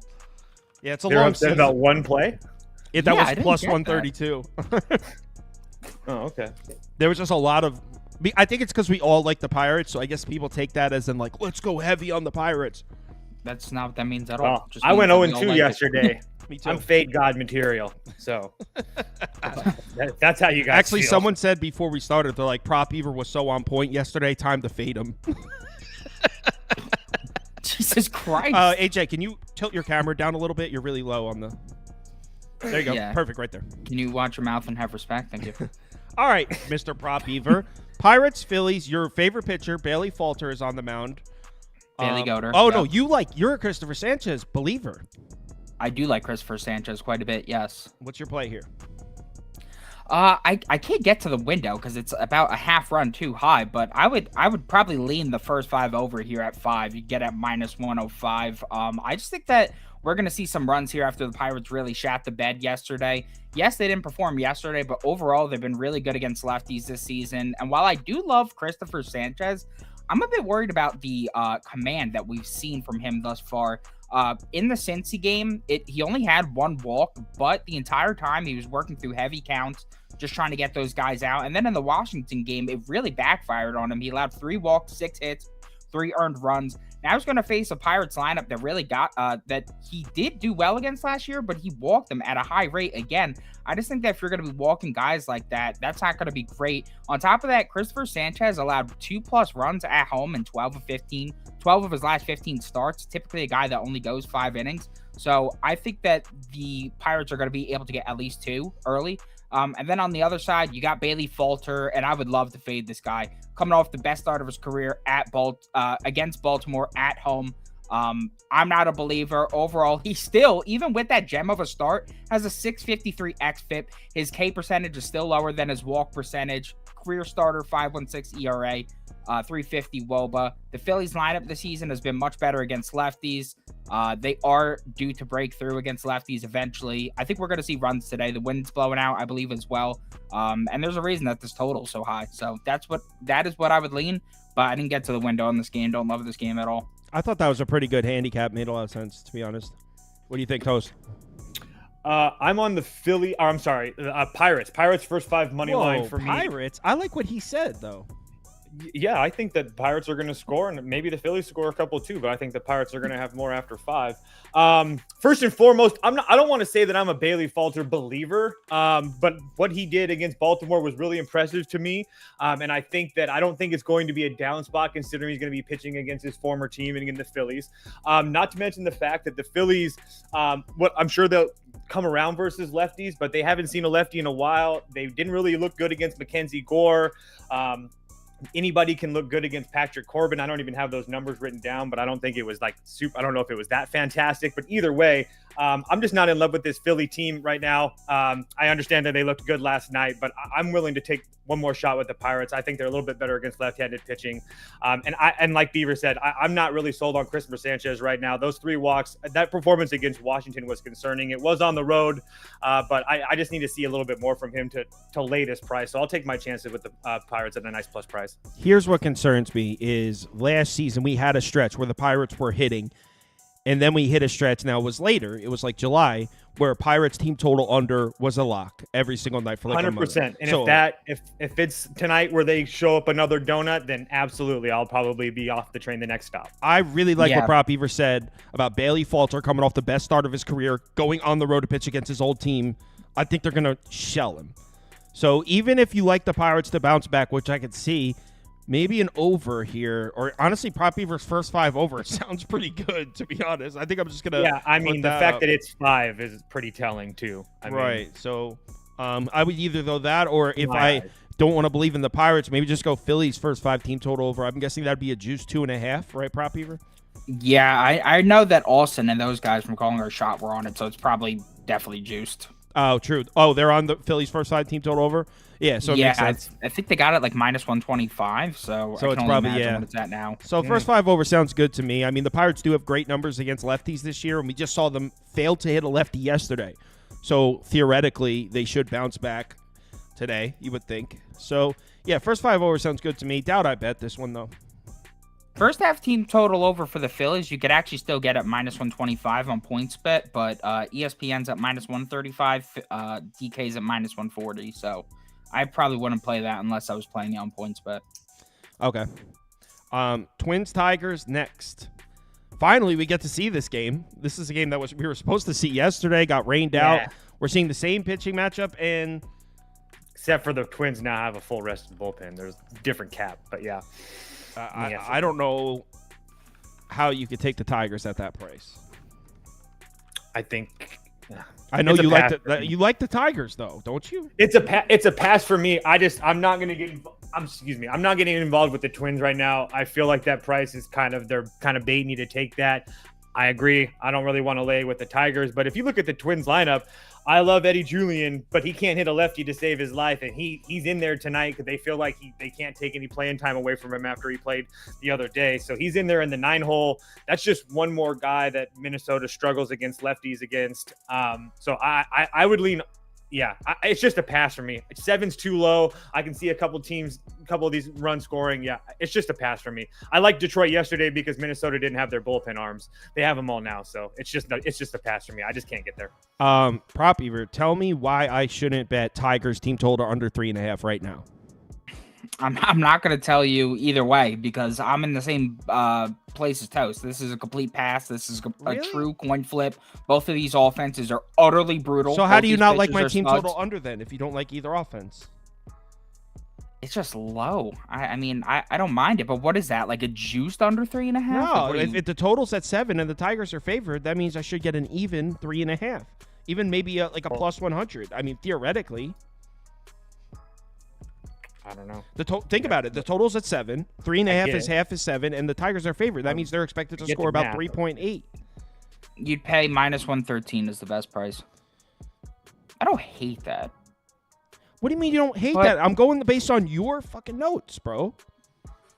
I didn't make the fucking notes for this game. You're going off Andy's notes. I never capped this game because this is a complete coin flip. It's a waste of my time. Here's why I like the Tigers is I'm not personally sold on Pablo Lopez like everybody else. Like if you look back, going back to last year, he's had one good start in his last 5 starts. He went 5 2/3 against Cleveland. He gave up 6 hits and 3 runs. He had a really good start against the Royals. And then going back to last year, 4 1/3 against Oakland, 3 runs, 3 runs against the Angels, 5 runs against the Chicago White Sox on the road. So I just need to see something out of Pablo Lopez this year that makes me think that he's really on his game right now. That's all. Yeah, I don't get the commish love from him. He's about as inconsistent as it gets. Either really good or really shit. No in between. I like the Tigers team total under here, and I think I'm going to put it. I don't not hate that. He has very good numbers against them. It should. Yeah. I mean, yeah. With the rested bullpen with the Twins now. Rested bullpen, 100%. The Tigers cannot hit right-handed pitching at all. No, they can't. No.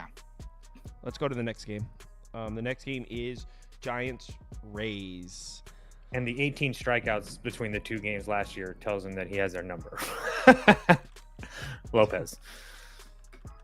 18 strikeouts. Holy shit.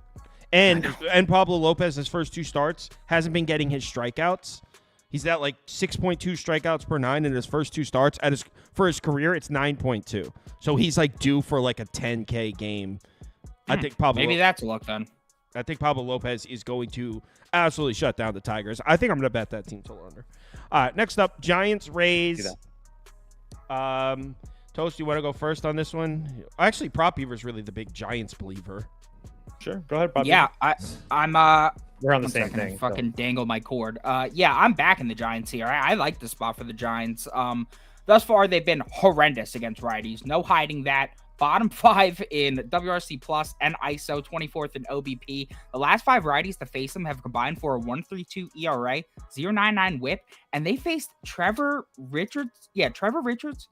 No, who was it? No, they faced Trevor Williams and Jonah Don in those 5 games. That is disgusting. Those are 2 of the worst pitchers in the MLB.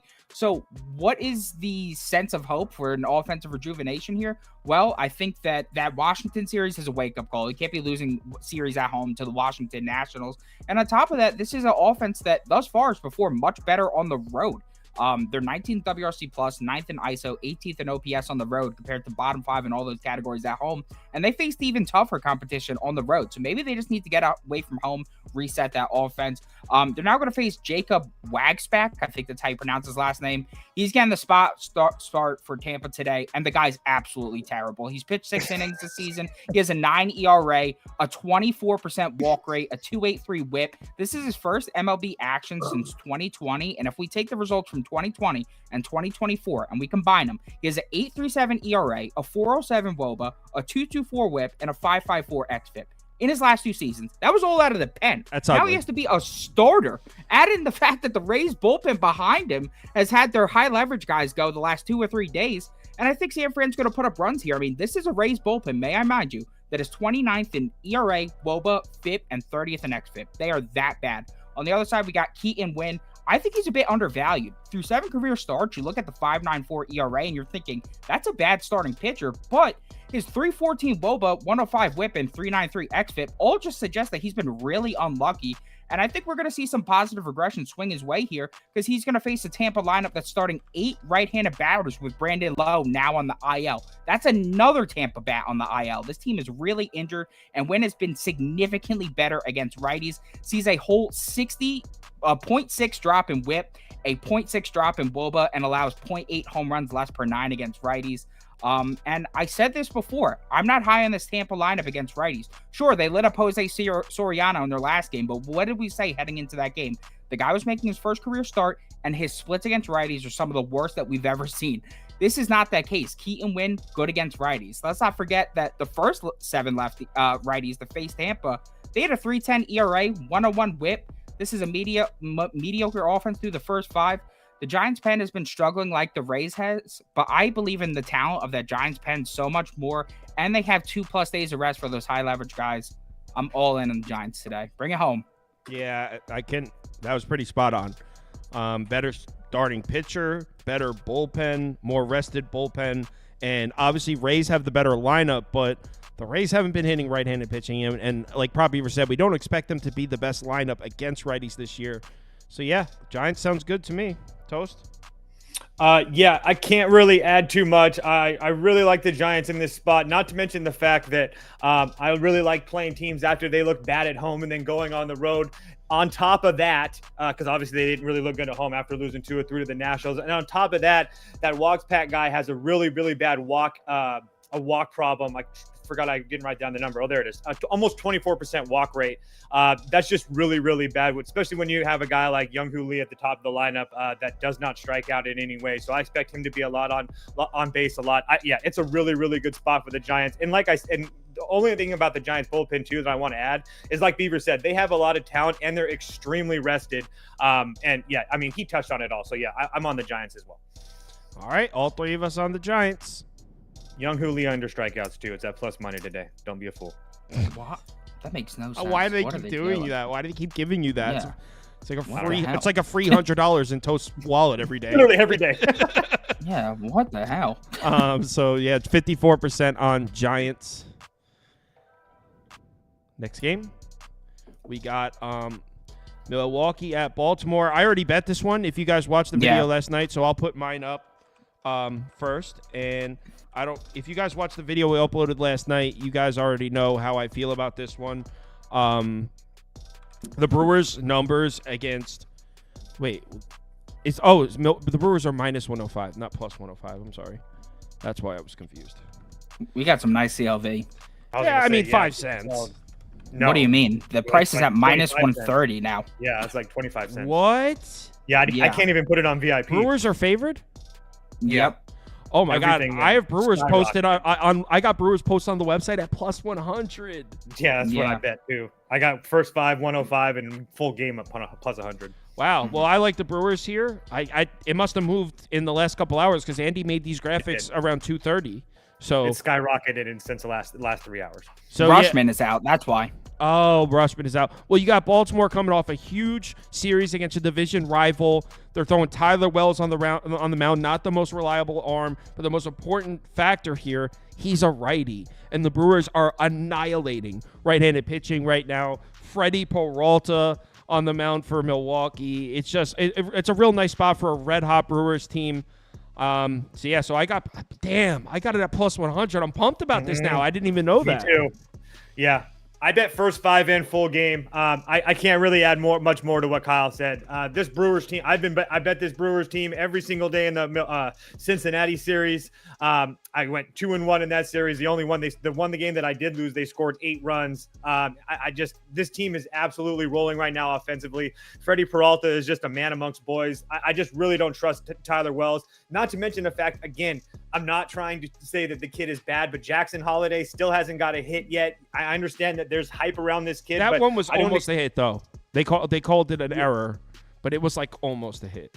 Okay. Well, I still cashed. It was my sharp ticket. That's all I know. contact. It was sharp That's all I know contact. is I still cashed. So all I know is I still cashed. He still hasn't got a hit, and I'm I saying he hit can't the ball expect him to put up. You can't expect him to put up the numbers that he was in AAA. You got to give him a little bit of time. So I think that Hayes, Holiday, McCann is a really, really bad bottom of the lineup. Especially if you compare it to the last couple of days in Baltimore. On top of the fact that I was going to be fading Baltimore no matter what, coming off of that Boston series, which was huge for them. So yeah, it's Brewers all the way. I don't know about 130 though. Beaver? Yeah, everything they said, I firmly agree with. Brewers absolutely killing it right now. Wells is a bit better against lefties. That's one thing I must concede. Brewers do start 5 of them, but I think their success against his pitch mix kind of offsets that. 76% of Wells' pitches are a 4-seamer, a curveball, and a changeup. Brewers are 12th, 16th, and 6th in runs above average against those. Meanwhile, if you look at the pitch mix for Peralta, 81% of his pitches are a 4-seamer and a slider, and the Orioles are just 28th and 21st in runs above average against those. So in terms of the pitch mixes, we have a massive advantage with Freddie Peralta. We have Rushman out of the Orioles lineup. I'm sticking to the first 5, though, because I refuse to fade the Orioles in the full game. Just so you know, if you haven't been tuning into the show, Orioles through the first 5 innings against righties, 17th in WRC+, 28th in OBP. From the 6th to 9th innings, 2nd in WRC+, 5th in OBP. So they are just absolutely murdering bullpens right now. We're really struggling against starting righties. So I isolated it to just Peralta. Personally, I want no business fading the Orioles late in the game. But I hope my compadres... They got lucky yesterday, dude. The dude didn't step on second base. They just keep getting Also, lucky every day. Boston won that game.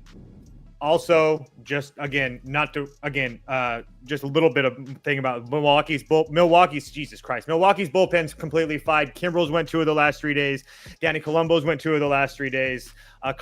Cano went yesterday. So the Boston bullpen or the Baltimore bullpen. Take full game. Don't listen to Prop Beaver on that shit. No, take the I full would game. take first 5 too. I would take first 5 full first. game. I would take first 5 run line at plus 100 if that's what you have to bet now. This is typical Toasted Prop Beaver trying to tiptoe and be too careful. No. Lay it out. Full game. Nice Boston cash yesterday. Okay, so it was a bad beat. You were too stubborn. To just accept what I was saying and take the first 5. No. Yes, you were. That's not what happened. What happened was the dude didn't step on second base. If the guy steps on second base, I win my bet. It's called a bad beat. Yo, Google Boston's it. defensive rating. Google what a bad beat. Defensive rating in the second half falls off. You got to know the splits, man. Their defensive rating in the second half. Gotta know the Get splits. out of here. It's called a bad beat, bro. I was so terrified that I didn't bet Baltimore because I was so terrified that Grayson Rodriguez was going to hit up, because every time I back somebody on this show and Beaver doesn't, they get fucking hit up. So I was glad that you won. That's for sure. Thank you.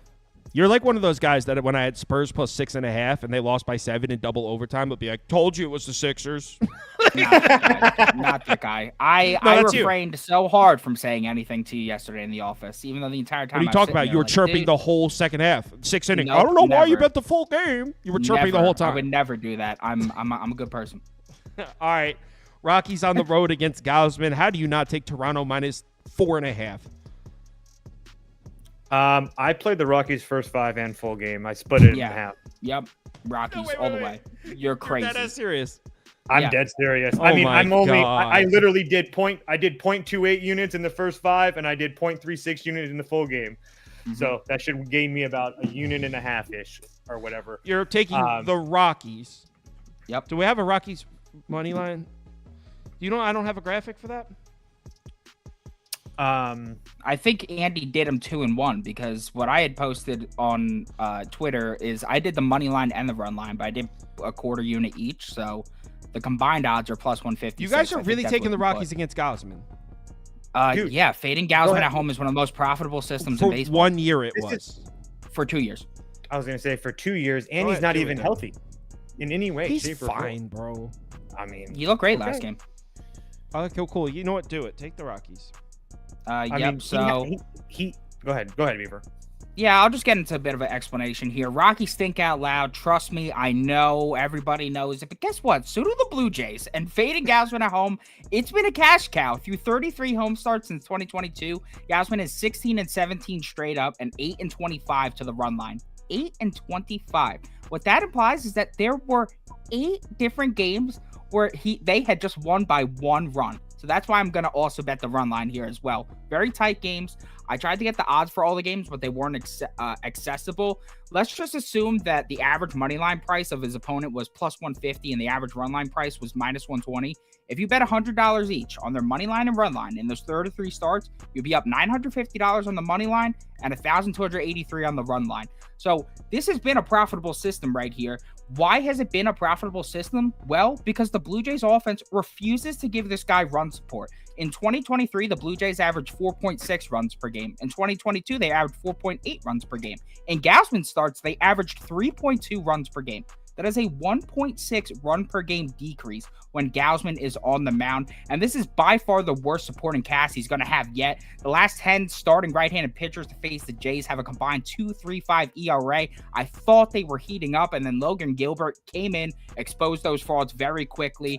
Feltner's off to a solid start, coming into this one with momentum. He just dominated Tampa. His best spot's been at night against righties. He's got a 3.79 xFIP in that. And then on the other side, we got Gausman.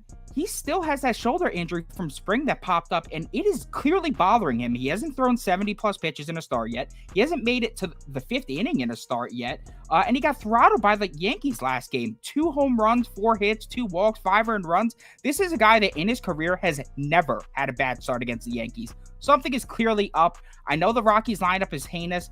I don't need to tell you the bottom 3 in most categories, but if Gausman can't go his typical length, he has a Jays pen behind them that's bottom 10 in every category. Both lineups are bottom 10. Both bullpens are bottom 10. The only major difference is the pitching edge and the starters. But if Gausman isn't 100%, how is that a justifiable minus 250 price tag? The books seem to be lowering that the prices for a reason here. I'm sticking to my gun. I'm fading Gausman at home. I don't care if it's away from Coors. I don't care where it is. Fade Gausman at home no matter what. Are you done? I'll do it every game this year. I'll do it every home game. Cool. Are you done? Yep. All right, so there's a couple comments here that I thought hit the nail on the head here.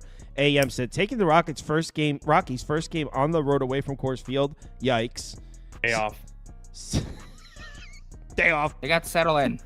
System Play says, Not the Toast and same. Beaver don't know ball. Jays minus 4.5. Well, no one knows ball. He caps 7 sports professionally. I can't. No get one on knows his level. system plays. I can't Forget get on ball. system No one plays knows level. system plays. so I who know cares? System Plays, bro. I got your back, System Plays. Toronto minus 1.5. I don't know. These guys are just not. These guys just never gonna learn. Never gonna Can learn. I go? Can I at least speak? Just Yeah, a couple I thought you already went. No. No. Go ahead. Oh, You were too busy you interrupting. were in blasphemy. Oh, wait. Never mind. It's all good. Rockies first 5, Rockies full game. Kevin Gausman had 2 whiffs on 17 swings last time out against the Yankees. Not to mention the fact that Ryan Felder, is he even really that bad? I mean, his last Nope. 7 starts, he's looked pretty damn good. He had 2 of his last 7 starts. He's had 2 bad starts, 1 on the road against the Mets, 1 at home against the Phillies. Besides that, 5 innings, no runs against 1 bad start against the Dodgers. But, I mean, 5 innings, 3 runs against Arizona. He looked good against the Padres. He looked good against the Brewers. He looked good his last time out with 10 strikeouts against the Rays in Coors Field. So, yeah, I think the value's all on the Rockies here.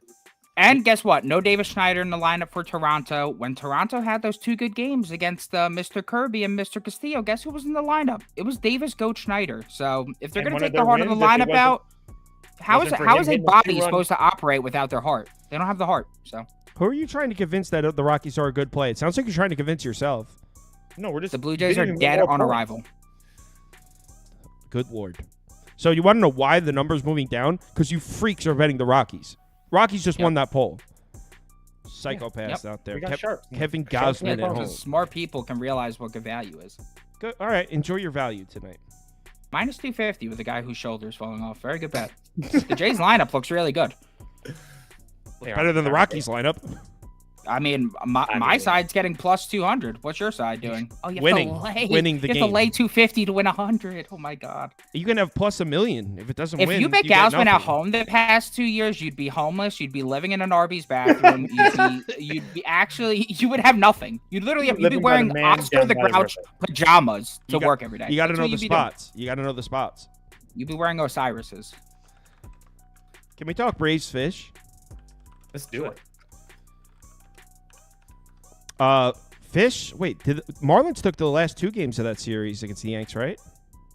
No, It was one. just one. Okay, so the Yanks took 2 out of 3. Yeah. Okay. All right, so we got Max Fried coming into this game with an 18 ERA, somehow still 1-0. That's what happens when you have the Braves run support.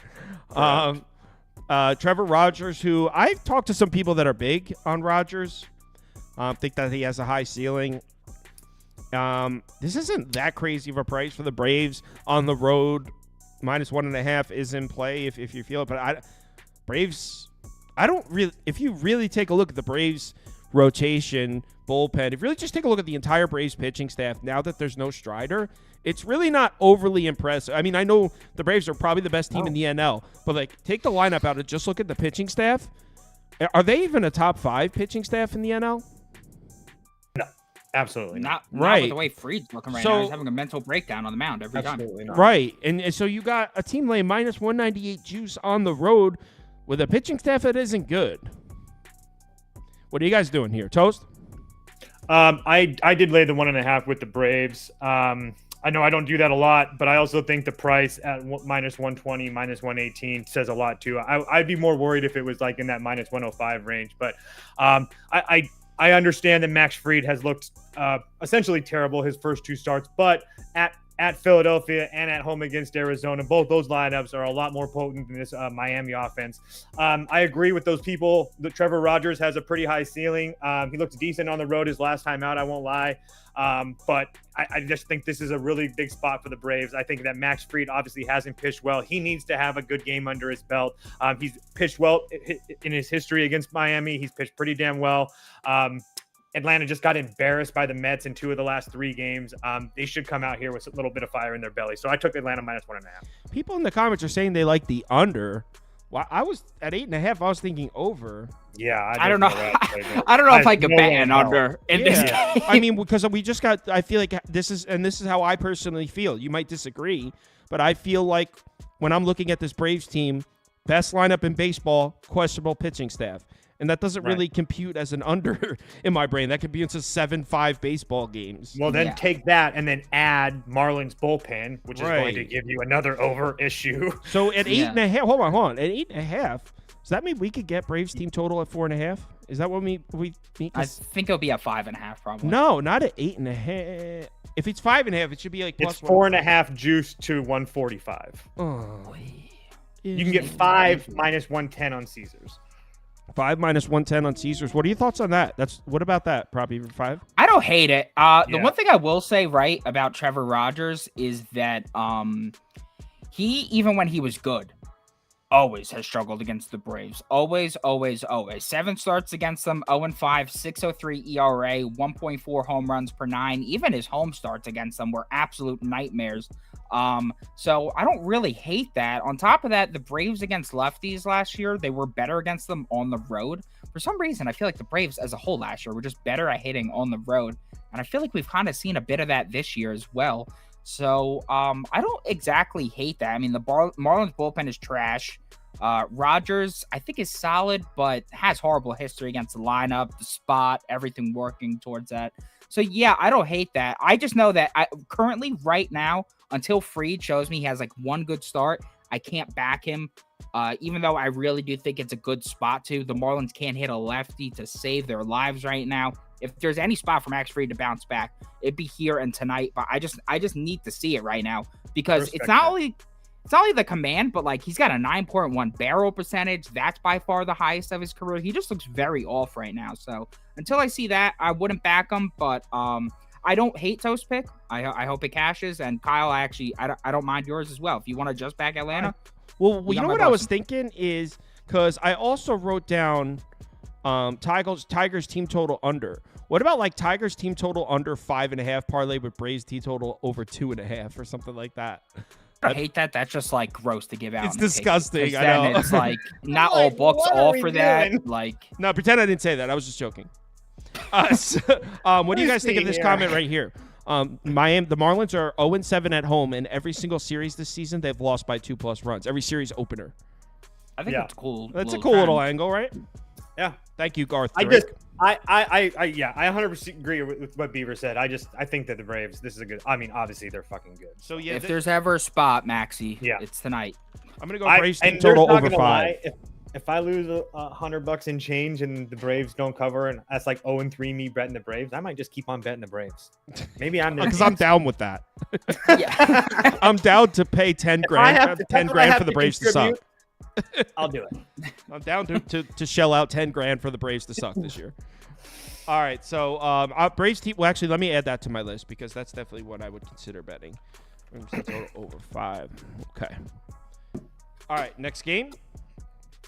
Angels Boston. I got robbed last night, and you know what, Toast? Before we get started, I want you to come out and admit that your bullshit bet cashed on some luck, and Baltimore was the wrong side. Yeah. I mean, I didn't end up betting it because the line moved so much and it was public. But yeah. Okay. I want to make sure you were willing to admit that. It shows you're a big person if you're willing to admit you got lucky. I didn't get lucky. I didn't bet it, but I respected both of your guys' bets enough not to bet it. I'll tell you that. Especially the first 5 one. Specifically the first. Bet that anyway. I probably wouldn't have bet that anyway, just because. Yeah, you're specifically the first 5 bet. I mean, true. So I mean, straight up, I know that Reed Detmers looks great, but how do you fade Tanner Houck right now? Is this his first home start though? His first home start?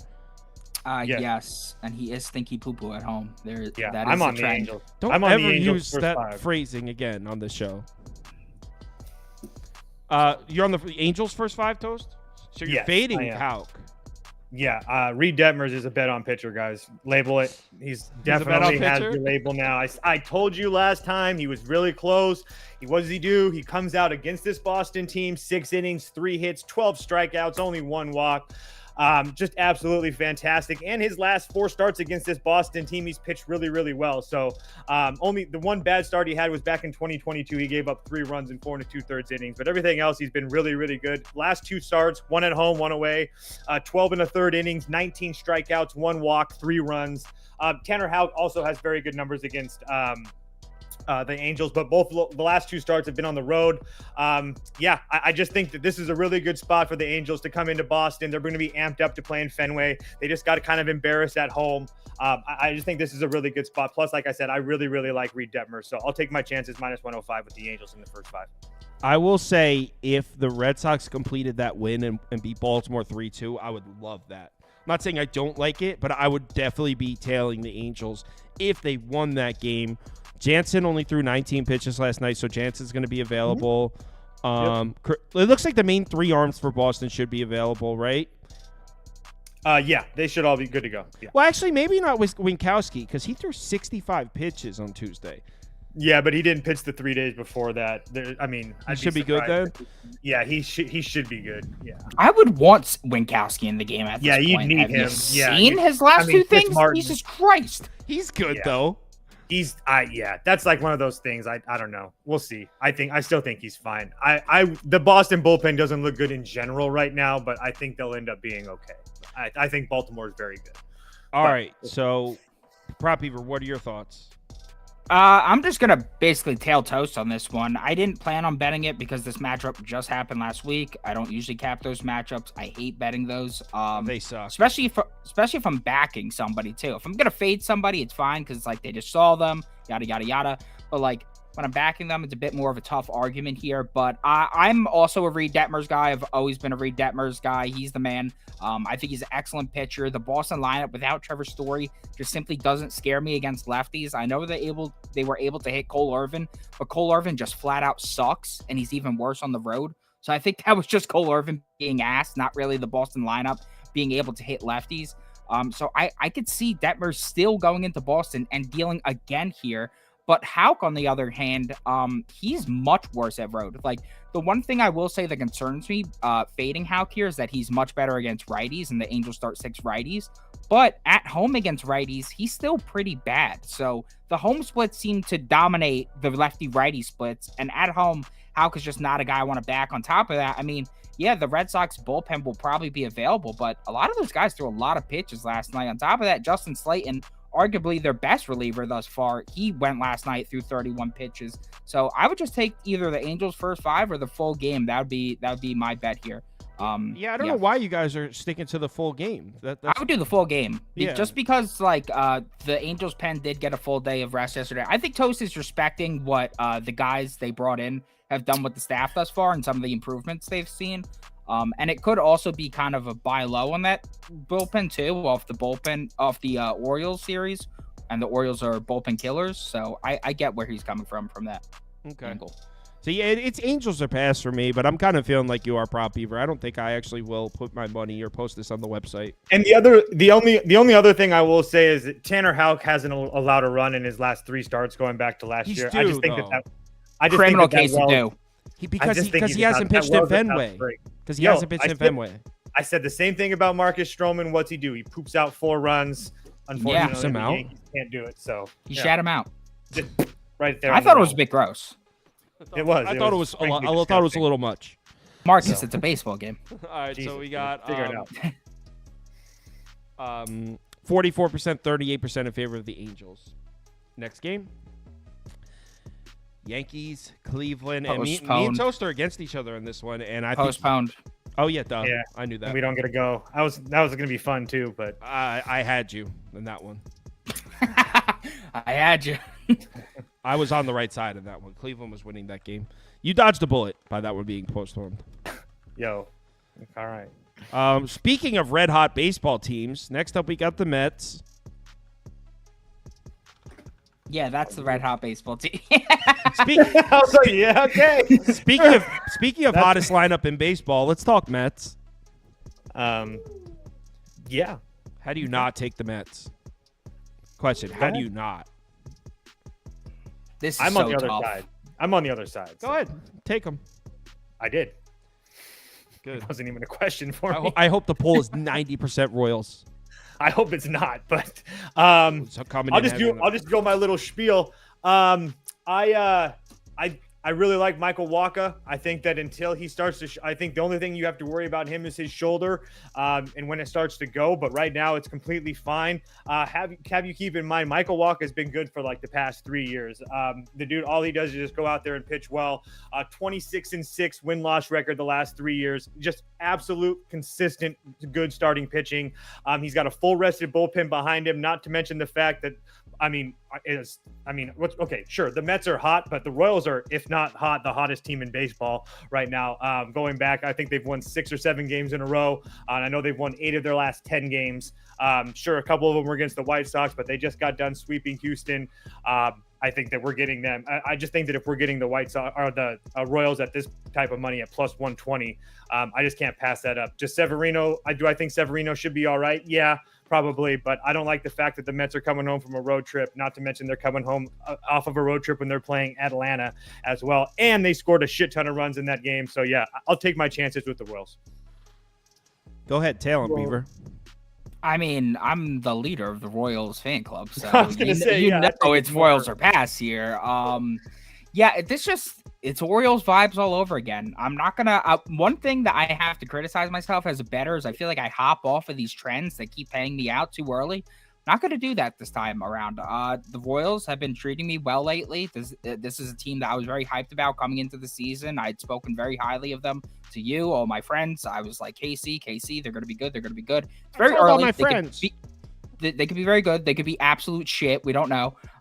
But from what we're seeing early on, the returns have been excellent. I don't think they're in a position to slow down here. They're facing Severino, who has a 927 OPS against them, 330 average. He's historically always struggled against this Royals team. His last 3 starts against them, he's got a 7.2 ERA, 2.5 home run per 9, 1.67 whip. I will acknowledge that he did do pretty good in his last start, Severino. He looked like he was struggling early and then was able to get it together and dominate down the stretch. But I don't like that Reds lineup at all whatsoever. I think they're not very good. I think they're mediocre at best. And this Royals lineup against Sevy's top 4 pitches this season are 11th in WOBA, 1st in ISO, 8th in run value, and 1st in barrel percentage. So I'm gonna ride with the Royals here.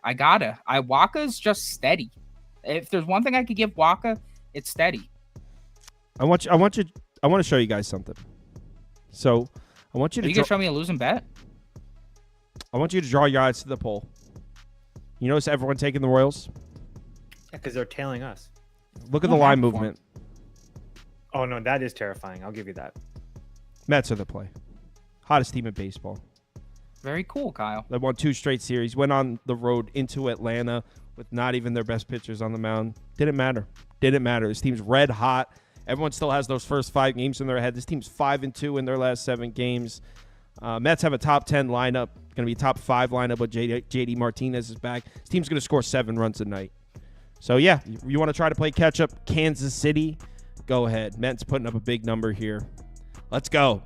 Let's go, Mets. I'm going to go out on a limb and say JD Martinez 0 for 4 tonight.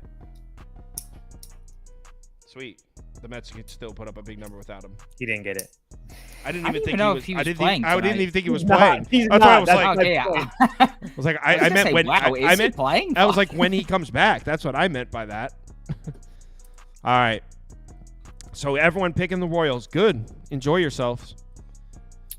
I'm happy for everybody. I'll be here tomorrow to say I told you so. I'll be here tomorrow to say I told you so. I'll say F you. If you don't call out sick. All right. Reds, big favorites here on the road to play the White Sox. Wait a second. Why did my pie chart say Rays, Rockies here? Andy? Oh, no. The pie charts are off. Andrew. All right. So pie charts might be... pie charts... It's unbelievable. The lack of brain function is crazy.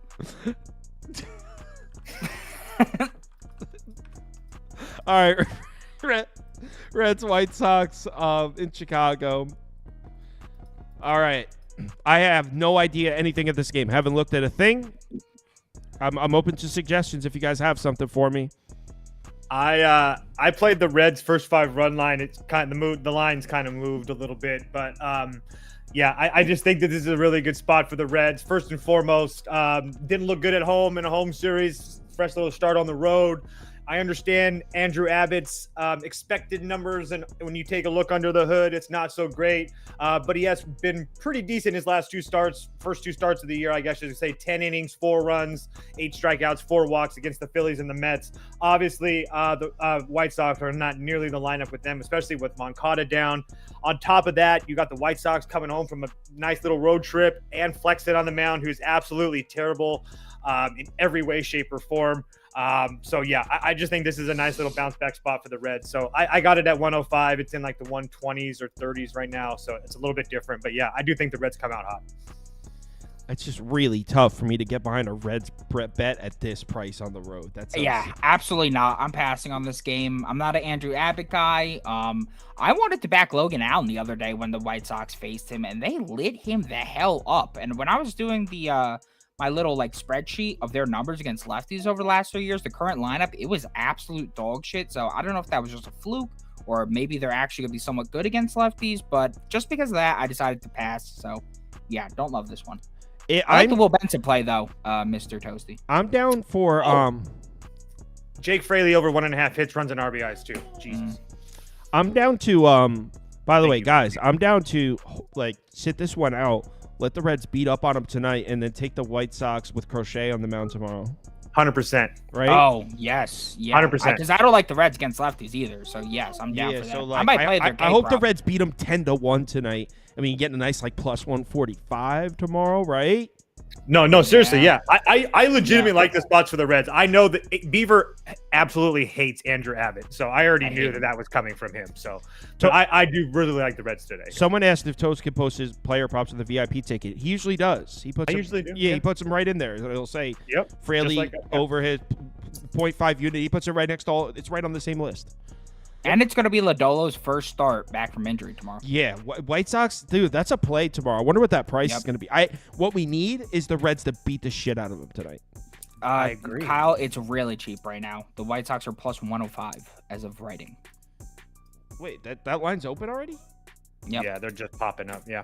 For tomorrow? Wow. Yeah. All right. Don't worry. Money will come in on the Reds, especially after an ass whooping. I hope so. Yeah, that's very true. You never know. Or if it stays at 110 and the world's betting the Reds, you still know you can bet the White Sox. I mean, it's going to suck, but... And if Abbott gets hit up today, then we know that the White Sox can hit lefties. They'll face a third one tomorrow, so... There's a lot of things going the White Sox way tomorrow, guys. Yeah. Interesting matchup here, and me and Toast were talking about this game for a while. Me and Proppy were talking about this yesterday. Hold on one sec. Let me get my poll on the screen. What do we think about the Astros bullpen in this matchup? Who's available for the Astros to pitch? Presley, Hader, and that's pretty much it. So what if they're down? What if they're down 3-2? Who comes in the seventh? JP France. Is JP France going to be forced to throw 7 innings no matter what tonight? Probably. Hey, let me pull up. Maybe I should just put it on the screen so everyone knows what I'm talking about here. You're probably going to have, I would assume Seth Martinez has to be available. I understand that he went 25. He went 25 yesterday, didn't go the previous 4. It's just going to be slim pickings. Like, I'm just saying, if I'm looking at it from a perspective, that's the only thing that would make sense. Prop Beaver, what are your thoughts on this Houston Astros bullpen situation? What are my thoughts? It's gassed. So they only have the 2 high leverage guys, and I think Toast is right. I think if they had to use somebody, they would use Seth Martinez. So I don't know. I think you tailed me on this, right? Yeah, I took the team total over with you. Yeah, a 4.5. I don't love how the line hasn't moved, and I've seen a few others on it, but I've seen the books. That's the only thing that's pull some freaking stupid me shit out this year. So whatever. Like, why is this line the way that it is? That's the only thing that threw me. Toast, did Maybe you they take this bet expected also? Dunning's shell job. Huh? Did you tail us with this? Are you on this with us? No, not. I was going to. I hadn't yet, and then I went to go look this morning, and I hadn't. I'm going to, but just be on the plane with everybody. But it doesn't make any sense. I'm pretty sure I already posted this on the site. I think Prof Fever did as well. I think we both posted this on the site. So yeah. But I agree. And that Parker Mushiski kid who threw 54 on Wednesday, he had never thrown more than 38 in a professional game. So there's no way they can throw him out there a day after that or 2 days after that. His arm is going to be fucking jelly. The only, how do you not either take Texas at the plus 110, or if you really don't trust Dane Dunning, because the truth is Houston does have nice history. They've rocked Dunning in the past. So maybe you don't trust Dane Dunning pitching against Houston for the second time in a week. I could see that, but there's no way. I don't know how you see Houston holding Texas to under 6-7 runs tonight. That's the thing. I don't see how that happens. So Texas team total over 4.5 at plus 100. I think that's the exact price I got it at last night. So I guess you could say you're concerned that the line didn't move, but dude, I don't know. The Rangers haven't really been hitting. Yeah, I was going to say, that's the one thing that does make me feel better. I mean, if we just look at the Rangers' recent game logs, this is a team that literally scored 0 runs yesterday. They scored 6 the day before, but then 3, 1. So, like, their output has dropped lately, and they're going on the road. So there is that. The only thing that I could think of is the fact that when JP France faced them at home, the lone time he faced them, he went like 7 innings, allowing, I think, just 1 run. But, like, I don't know. That was the first time he ever saw them. This will now be the 4th time he's seen them and his 2nd consecutive time. I mean, if JP France's scrub mediocre ass wants to throw a gem here, I'll give a round of applause to him. Congratulations. But how do you not fade that and then a struggling Hader and a gas? And what I'm saying is, do they even use Presley and Hader if they're losing? Do they even use those guys? I just got it at 105. Or 102. So it's shit. I get what you're saying. What if they throw literally a position player in there? Right. Like, what if they're like, not even if Texas is beating the shit out of them, what if it's 2-1 in the 6th inning? In the 6th inning, who do they bring in? It wouldn't be a position player in that case. You're going to bring in Presley in the 6th inning down a run? No, you wouldn't use him in that position. If they're losing, if Texas has any sort of lead, what is Houston going to do? They're going to bring in Martinez, who's gassed from yesterday, unless they brought somebody up from AAA, in which case, let's go. Load up on our bets. I don't know. Maybe there's something I'm missing, and maybe we get rocked here. Maybe the final score is 1-0, and I'm an idiot. Always a possibility, but I don't see how Texas doesn't put up a big number here. I think that maybe we're all just overthinking it a little bit too much with the lines and stuff. I mean, we all bet it, so it's not like we overthought our way. I just think that maybe we're just overthinking it a little bit. Yeah, so 71% of the viewers are on Texas. So everyone agrees Texas is probably the move here. Texas is also 1-4 their last 5 games. So it's not like they're like, oh, Texas is rolling. This is going to be easy. Right. Yeah, they should be heading into this past. So we got Nats on the road at Oakland. Possible World Series preview here. Nats just took a series, man. Yeah, wow. So did Oakland. Facts. Oakland's won their last 4 or 5. Yep. So we got 2 teams playing probably some of the best baseball we'll see out of these teams all year right now. Jake Irvin making a road start. It's crazy to see Oakland as a -135 favorite, but at the same time, they got their best pitcher on the mound at home against the Nats, so it makes perfect sense. But I mean, Nats are hitting right now. Yeah, I'm on the Nats. I mean, it's either Nats or pass. I've already bet the Nats personally, so. I mean, just by glancing at this, my initial instinct, I didn't look at this game I know anything about it, but just looking at this game, it thinks coin flip game plus 114, and a coin flip is a profitable move. So that's what my initial reaction would be. Yeah, my quick spiel. First of all, Washington I think is playing pretty damn good right now. I going and winning 3 of their last 4 games. That win against Philly and then 2 of the last 3 against the Giants. I don't put too much stock in that last loss against the Giants. I mean, the Giants aren't going to do that a lot. Jake Irvin hasn't looked awesome, but he hasn't looked terrible, and he did face this Oakland team last year, and he only gave up 2 runs. That was at home, but still, I don't really put too much worry into Jake Irvin with this Oakland team that I know that has been hitting, but they are coming home from a road trip where they went to Detroit and Texas, and now they're back home without a day off. Paul Blackburn, sure, has been looked good. I understand that he's a veteran, but at the same time, he's pitched 13 innings. He hasn't given up a run yet. Guys like CJ Abrams, they're just really on a different level right now. I just think that the Nats are playing too good. The Nats have a full rested bullpen behind them. On top of that, Oakland isn't going to have Mason Miller, who went 2 of the last 3 days, so he's not going to be available for them. And he usually can go like the 8th and the 9th, or 7th and the 8th, or whatever. Usually the 8th and the 9th. So that just cuts out a huge arm for Oakland, especially late in the ball game. So I think essentially the Nats have the edge in every facet of this ball game. Yeah, that was the deciding factor for me. No Miller, because even if they're losing late, I think we still got a pretty good chance. I don't think the A's pen is that bad, but it's still not very good. Without Miller, it's pretty bad. The thing that's really good about Miller is that they use him. They don't just use him for 3 outs. So when they use him, they can use him for multiple outs, which is a little bit different, which is nice. When he doesn't, when he goes 2 out of 3, you know he's not going the next day.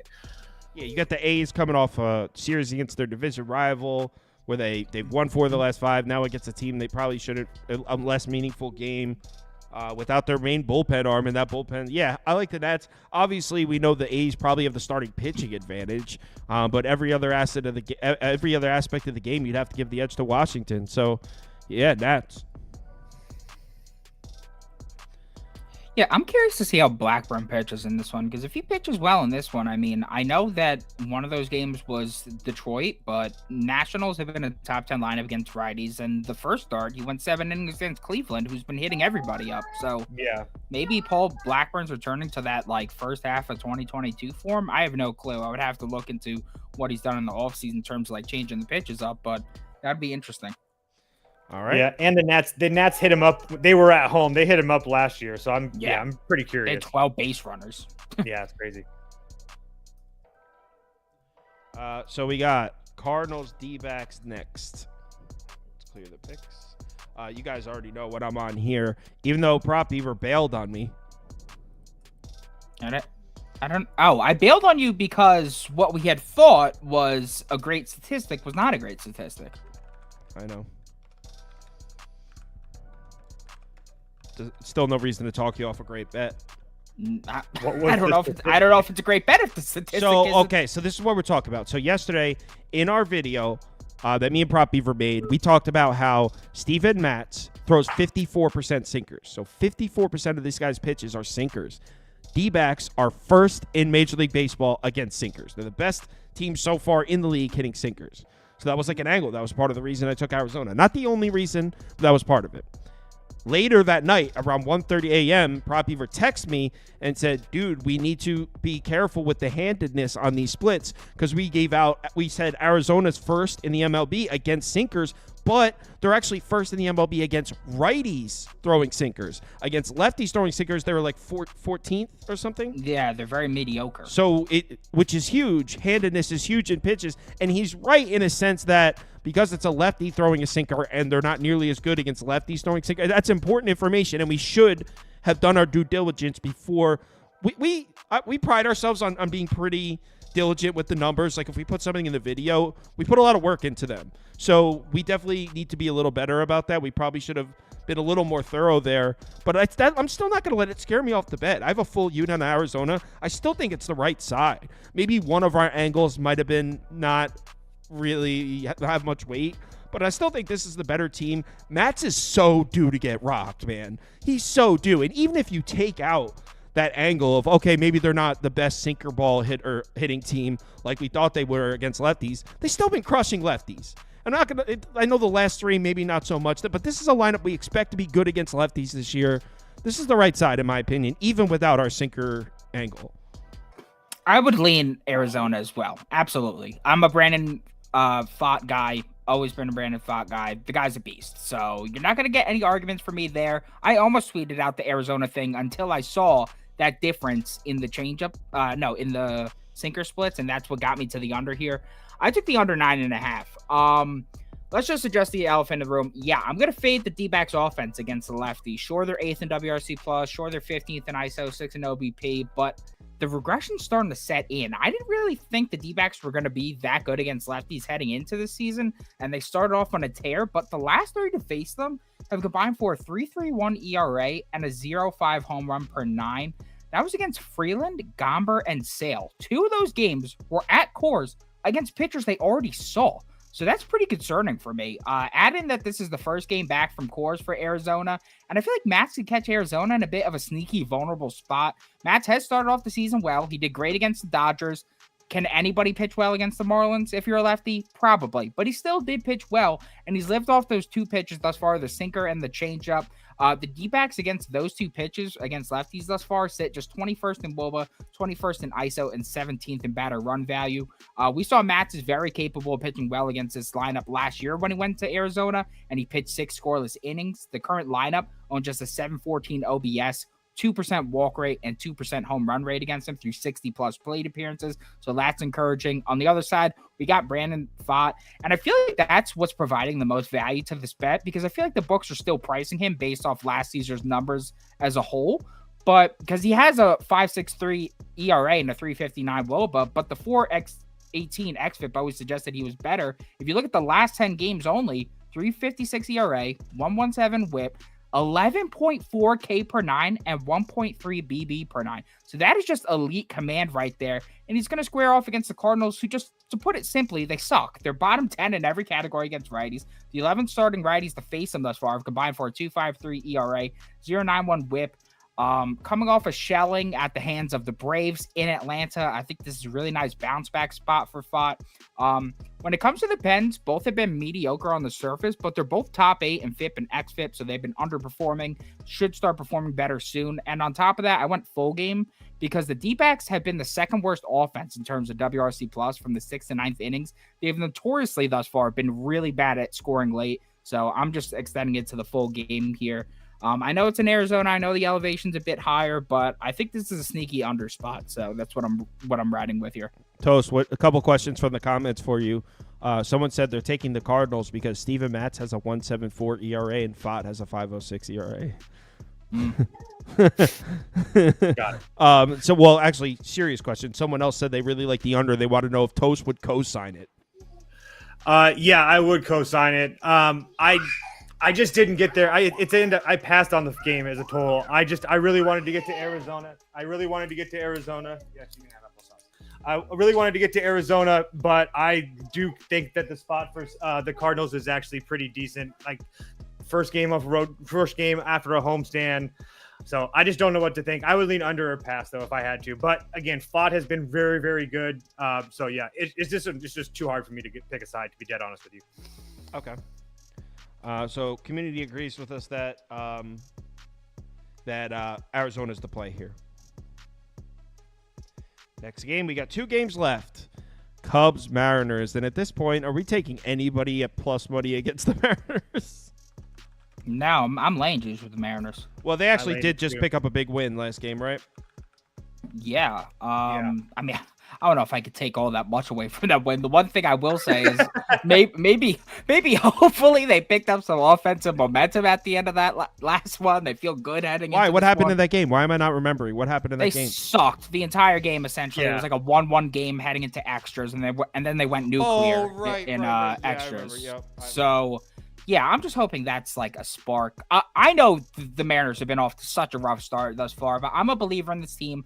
Feel like they're in a really nice buy low spot with how the offense has performed thus far. Overall, they've been terrible. They're 28th in WRC plus, ISO, and OBP overall, but they fare better against lefties. And tell me if you heard this before. This team can't hit lefties for shit in the day, but goddamn are they good at hitting lefties in the night. Shit, bro. Yes. So 2023, they were 27th in WRC plus, 30th in ISO, 25th in OBP. At night, 4th, 12th, and 6th. And it is the same shit this year. 152 WRC plus against lefties at night, 65 in the day. The only lefty they faced at night thus far was DL Hall, and they cranked him. If you look at the current lineup for the Mariners against lefties, this is supposed to be a very good lineup against lefties. They have an average 118 WRC plus, average 180 ISO, average 10 walk percentage over the last 3 years. So they're creating runs. They have power. They could get on base at a high percentage. They have to break through soon. And I think that's tonight against Jordan Wicks, who is a decent lefty, but I don't think he's anything special. His main 3 pitches that he operates with are the 4-seamer, the slider, and the changeup. And the Mariners against those pitches from lefties since last year are 3rd in OBP, 8th in WOBA, and 2nd in run value. So they've been excellent at putting runs on the board against those pitches. Behind him, the Cubs bullpen has been quite bad. 22nd in ERA, 23rd in WOBA, 23rd in WHIP.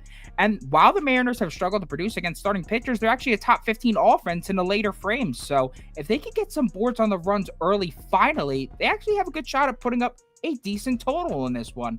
On the other side, we got my boy Bryce Miller. He's come off an excellent start against a red-hot Brewers offense. He just slayed them. I think he's going to slay another dragon here. Cubs have been doing a great job of drawing walks at an absurd rate and hitting well situationally, but Miller has one of the lowest walks rates in the league. Toast can elaborate on it, but he was saying the last 2 games the Cubs have also gotten a bit lucky in terms of the way they've been scoring runs and such like that as well. This is not an offense I expected to be righty killers. I feel like regression's on the way. We have the much better bullpen as well with the Mariners. They're very well rested.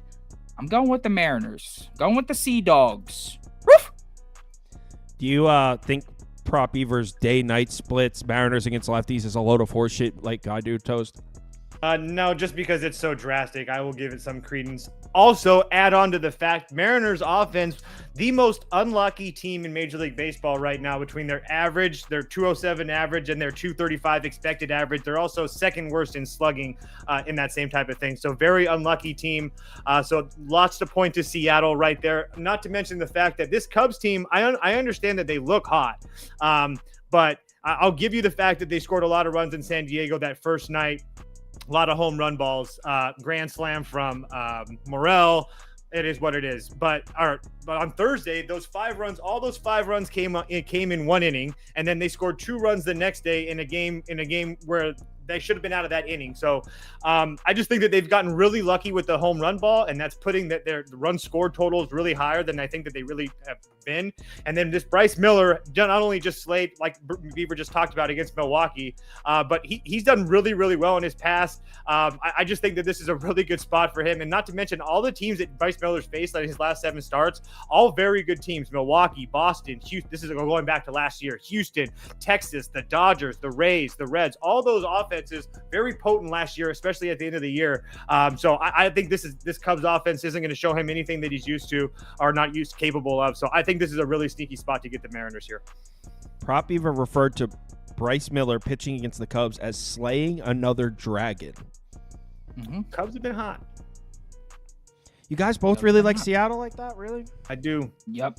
Yeah, I've been waiting to back Seattle against lefty at night. All right, I'll tell. Because you're good folks. That's why. Well, I appreciate that, sir. I'm not posting it on the website. This isn't counting on my record, but I'll put a few dollars on it. I posted on the website. I'll count on mine. I'm going to post it as soon as we're done. So none of the bullpen arms for Seattle went yesterday either. Nobody. All right, so a sweep for Seattle, but really it's their pick. I'm tailing, so if it loses, just make sure the angry comments are directed at them. Yep. Do the @ sign, then toast it. All right, so last game on the board. The red hot, unstoppable San Diego Padres. Actually, they did pick up a big win for Toast the other day. I know you put Toast his biggest bet of the day was Padres, and they blew him out. That's the biggest bet of the year. Was that your biggest? Was 1 point? Yeah. So your biggest bet of the year was the Padres the other night.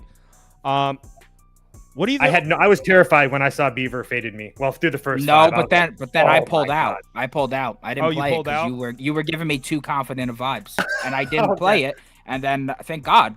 Well, that entire slate I wasn't feeling it. Like every read I had on the slate was absolutely terrible. So I limited myself to 3 plays, and it was a 1 and 2 day. Thank God. But yeah. Toast was feeling confident, so Beaver pulled out. All right. Sometimes. Yeah. All right, Toast. True or false? You're scared to fade Yamamoto. Am I scared to fade him? I'm not scared to fade him.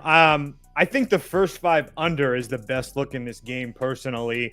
I don't put a lot into the Padres putting 5 runs against him in the first inning in that Korea series. It was his first start as a Dodger in Korea. I really, as much as I would love on here to say the Padres are going to get to him, look at what they did to him in Korea. I don't really think that at all in any way, shape, or form. So I actually think that he pitches really well here tonight. I think that the weather is going to matter. I know it's going to be nice and sunny, but that means shadows in Dodger Stadium, especially around first pitch. So I think that the pitchers are going to have a huge advantage here. I think that Michael King can work through the Dodgers lineup. I mean, I know that they have been decent, but I don't think they're as hot as everybody thinks they are. We just saw Chris Paddock and the Twins shut them down. Again, it's a tall task to shut down the Dodgers offense, but I think first 5 under 4.5 with both these pitchers that pitching decent. I think Yamamoto bounces back, and the fact that with the shadows in Dodger Stadium, I think it's going to be kind of hard on those hitters. So first 5 under 4.5. If you wanted to sprinkle Padres first 5 money line because you're getting crazy, I'm not afraid of that, but I wouldn't touch them full game. Do not grab for Padres first 5. Don't listen to that horse shit. Steven Harrison said it. Dodgers run line. That's where I want to be.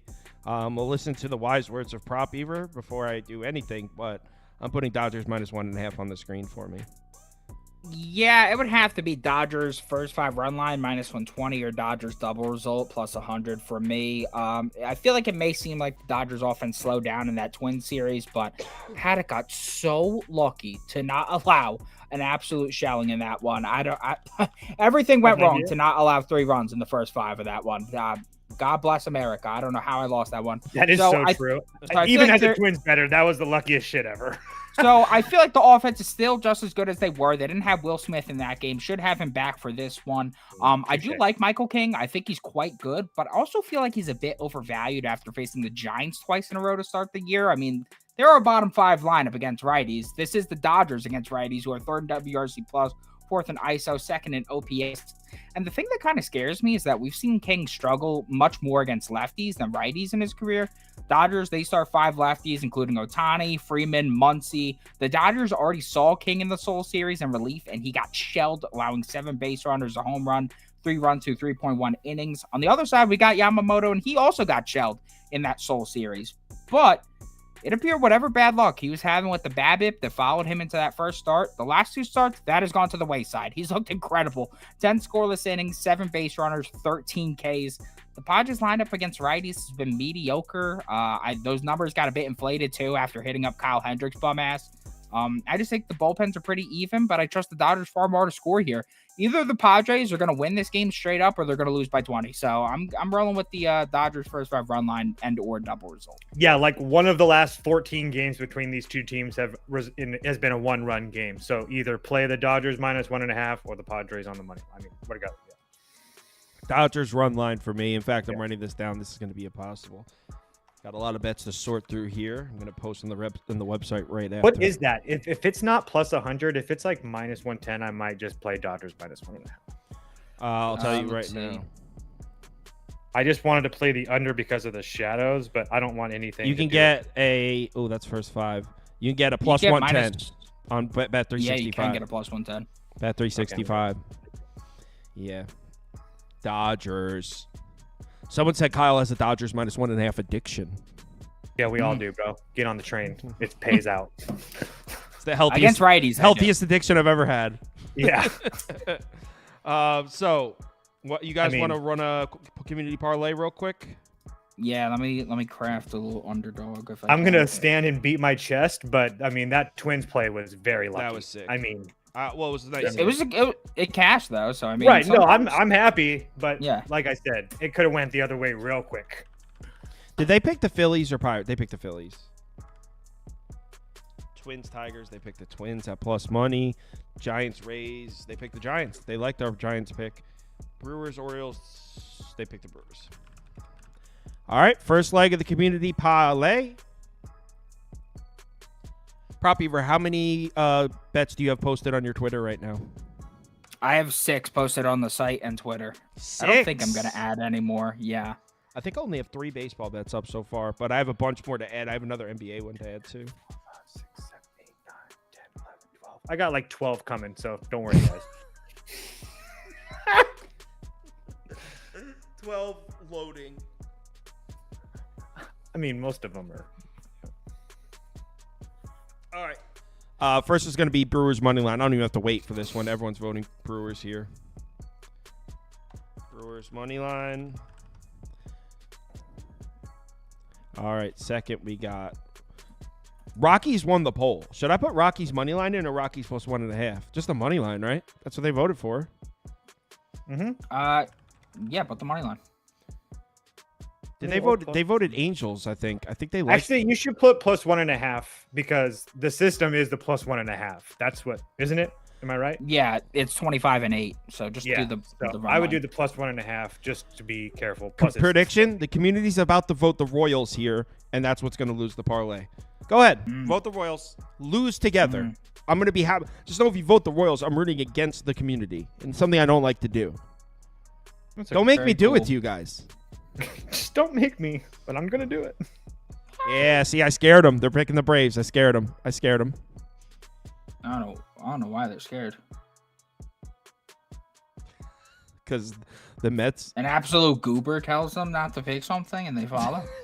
An absolute goober. Uh-oh, here comes Royals making a late surge. No, it's going to be Braves. 5, 4, 3, 2, 1, and pull. It's Braves. Brewers money line. Now, Royals did get second place, so if you voted Royals, you will get another chance. I urge you not to do it because the Mets will win. All right, next up, we got, they like the Reds. Rangers, Astros, they definitely like the Rangers. Nationals, Athletics. They like the A's there.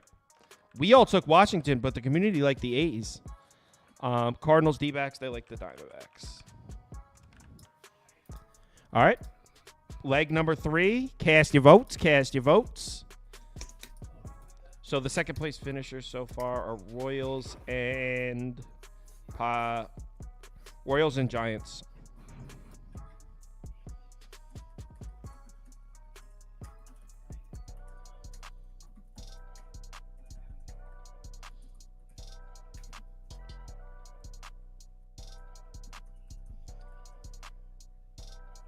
Looks like it's going to be Arizona here. He doesn't like it. He does not like that D-backs angle. Toast, did you hear what my plan was for the NBA today? Did you hear it? Yeah, I tailed. You did the dog, the first half dogs? Yeah, I was going to do like 40 on each. I feel like that's a good plan. The way that the end of the season, this shit's crazy. Yeah, if it loses, I might ask you for like $50, but yeah. I'm just kidding. So D-backs make it, and Rangers are second. So, nope. D-backs money line is the third leg, and so we have Mariners money line,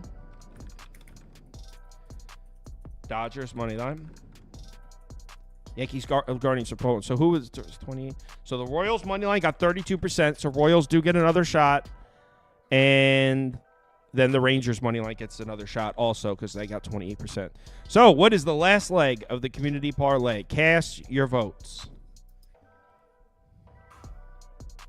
Yeah, someone said run lines only make sense in away games. Yeah, definitely. That if I take a -1.5 in a home game, it's because I really like it. But for the most part, you're right because obviously you're dealing with 3 less outs, a whole less half inning. I will say there's certain teams every year that trump that. The Dodgers have been trumping that for years. That's the only thing I will say. They're like the one team that just, regardless what happens, they win by 2 or they lose. This year has not been the same, I guess, but yeah. Looks like it's going to be the Dodgers money line to finish out the parlay. Give it another 5 seconds, but yeah, this is a blowout. Everyone's picking Dodgers. So, all right. It's coming in at plus 623. All right. Dr. Toboggan. Plus 623. So the community parlay is Brewers money line, Braves money line, Diamondbacks money line, Dodgers money line at plus 623. Prop Beaver, did you do a underdog? Yeah, I sent it to you. All right, let's see what Mr. Prop Beaver has for us here. Let me open it up in my email. MLB underdog, here it is. Underdog. Ryan Nelson pitches at home tomorrow. I'm fading the system because it Okay, pisses fade me it. off that you call it a system. All right, talk to the people. Yeah, so 3 plays. We're going Christopher Sanchez lower than 15.5 pitching outs. He's not really a length guy anyways, and with the first 5 total being at 5, they're implying some runs. I think Pirates could get to him, especially after that shitter yesterday against Suarez. JP France going over 5.5 hits allowed. Let's just say he does somehow have a decent game. Well, he's going to be in the game for long because of the Astros bullpen, so should be allowing those hits. And then Michael King, I'm going over 2.5 earned runs allowed higher. The Dodgers are just insane against righties. They already saw him. They cranked him. Unlike Yamamoto, I don't know. I don't even know where I was going with that one. But Chiefs, King over 2.5 earned runs allowed.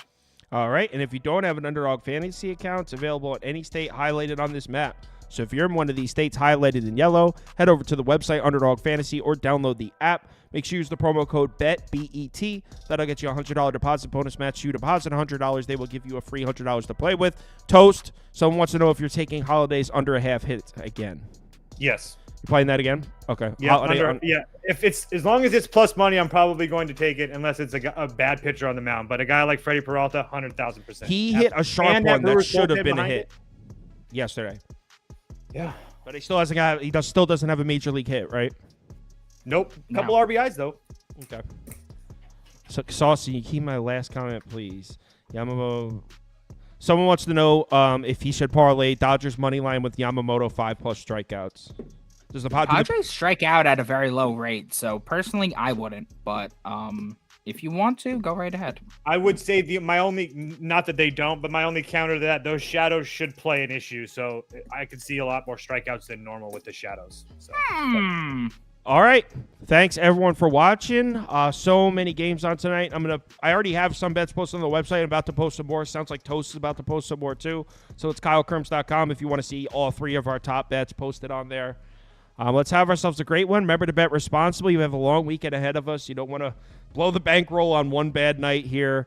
So please bet responsibly. And wait, real quick, tomorrow, I'm assuming there's a lot of day games for Saturday. I actually remember when I was a Penn too. Yes. What time do you guys want to do it?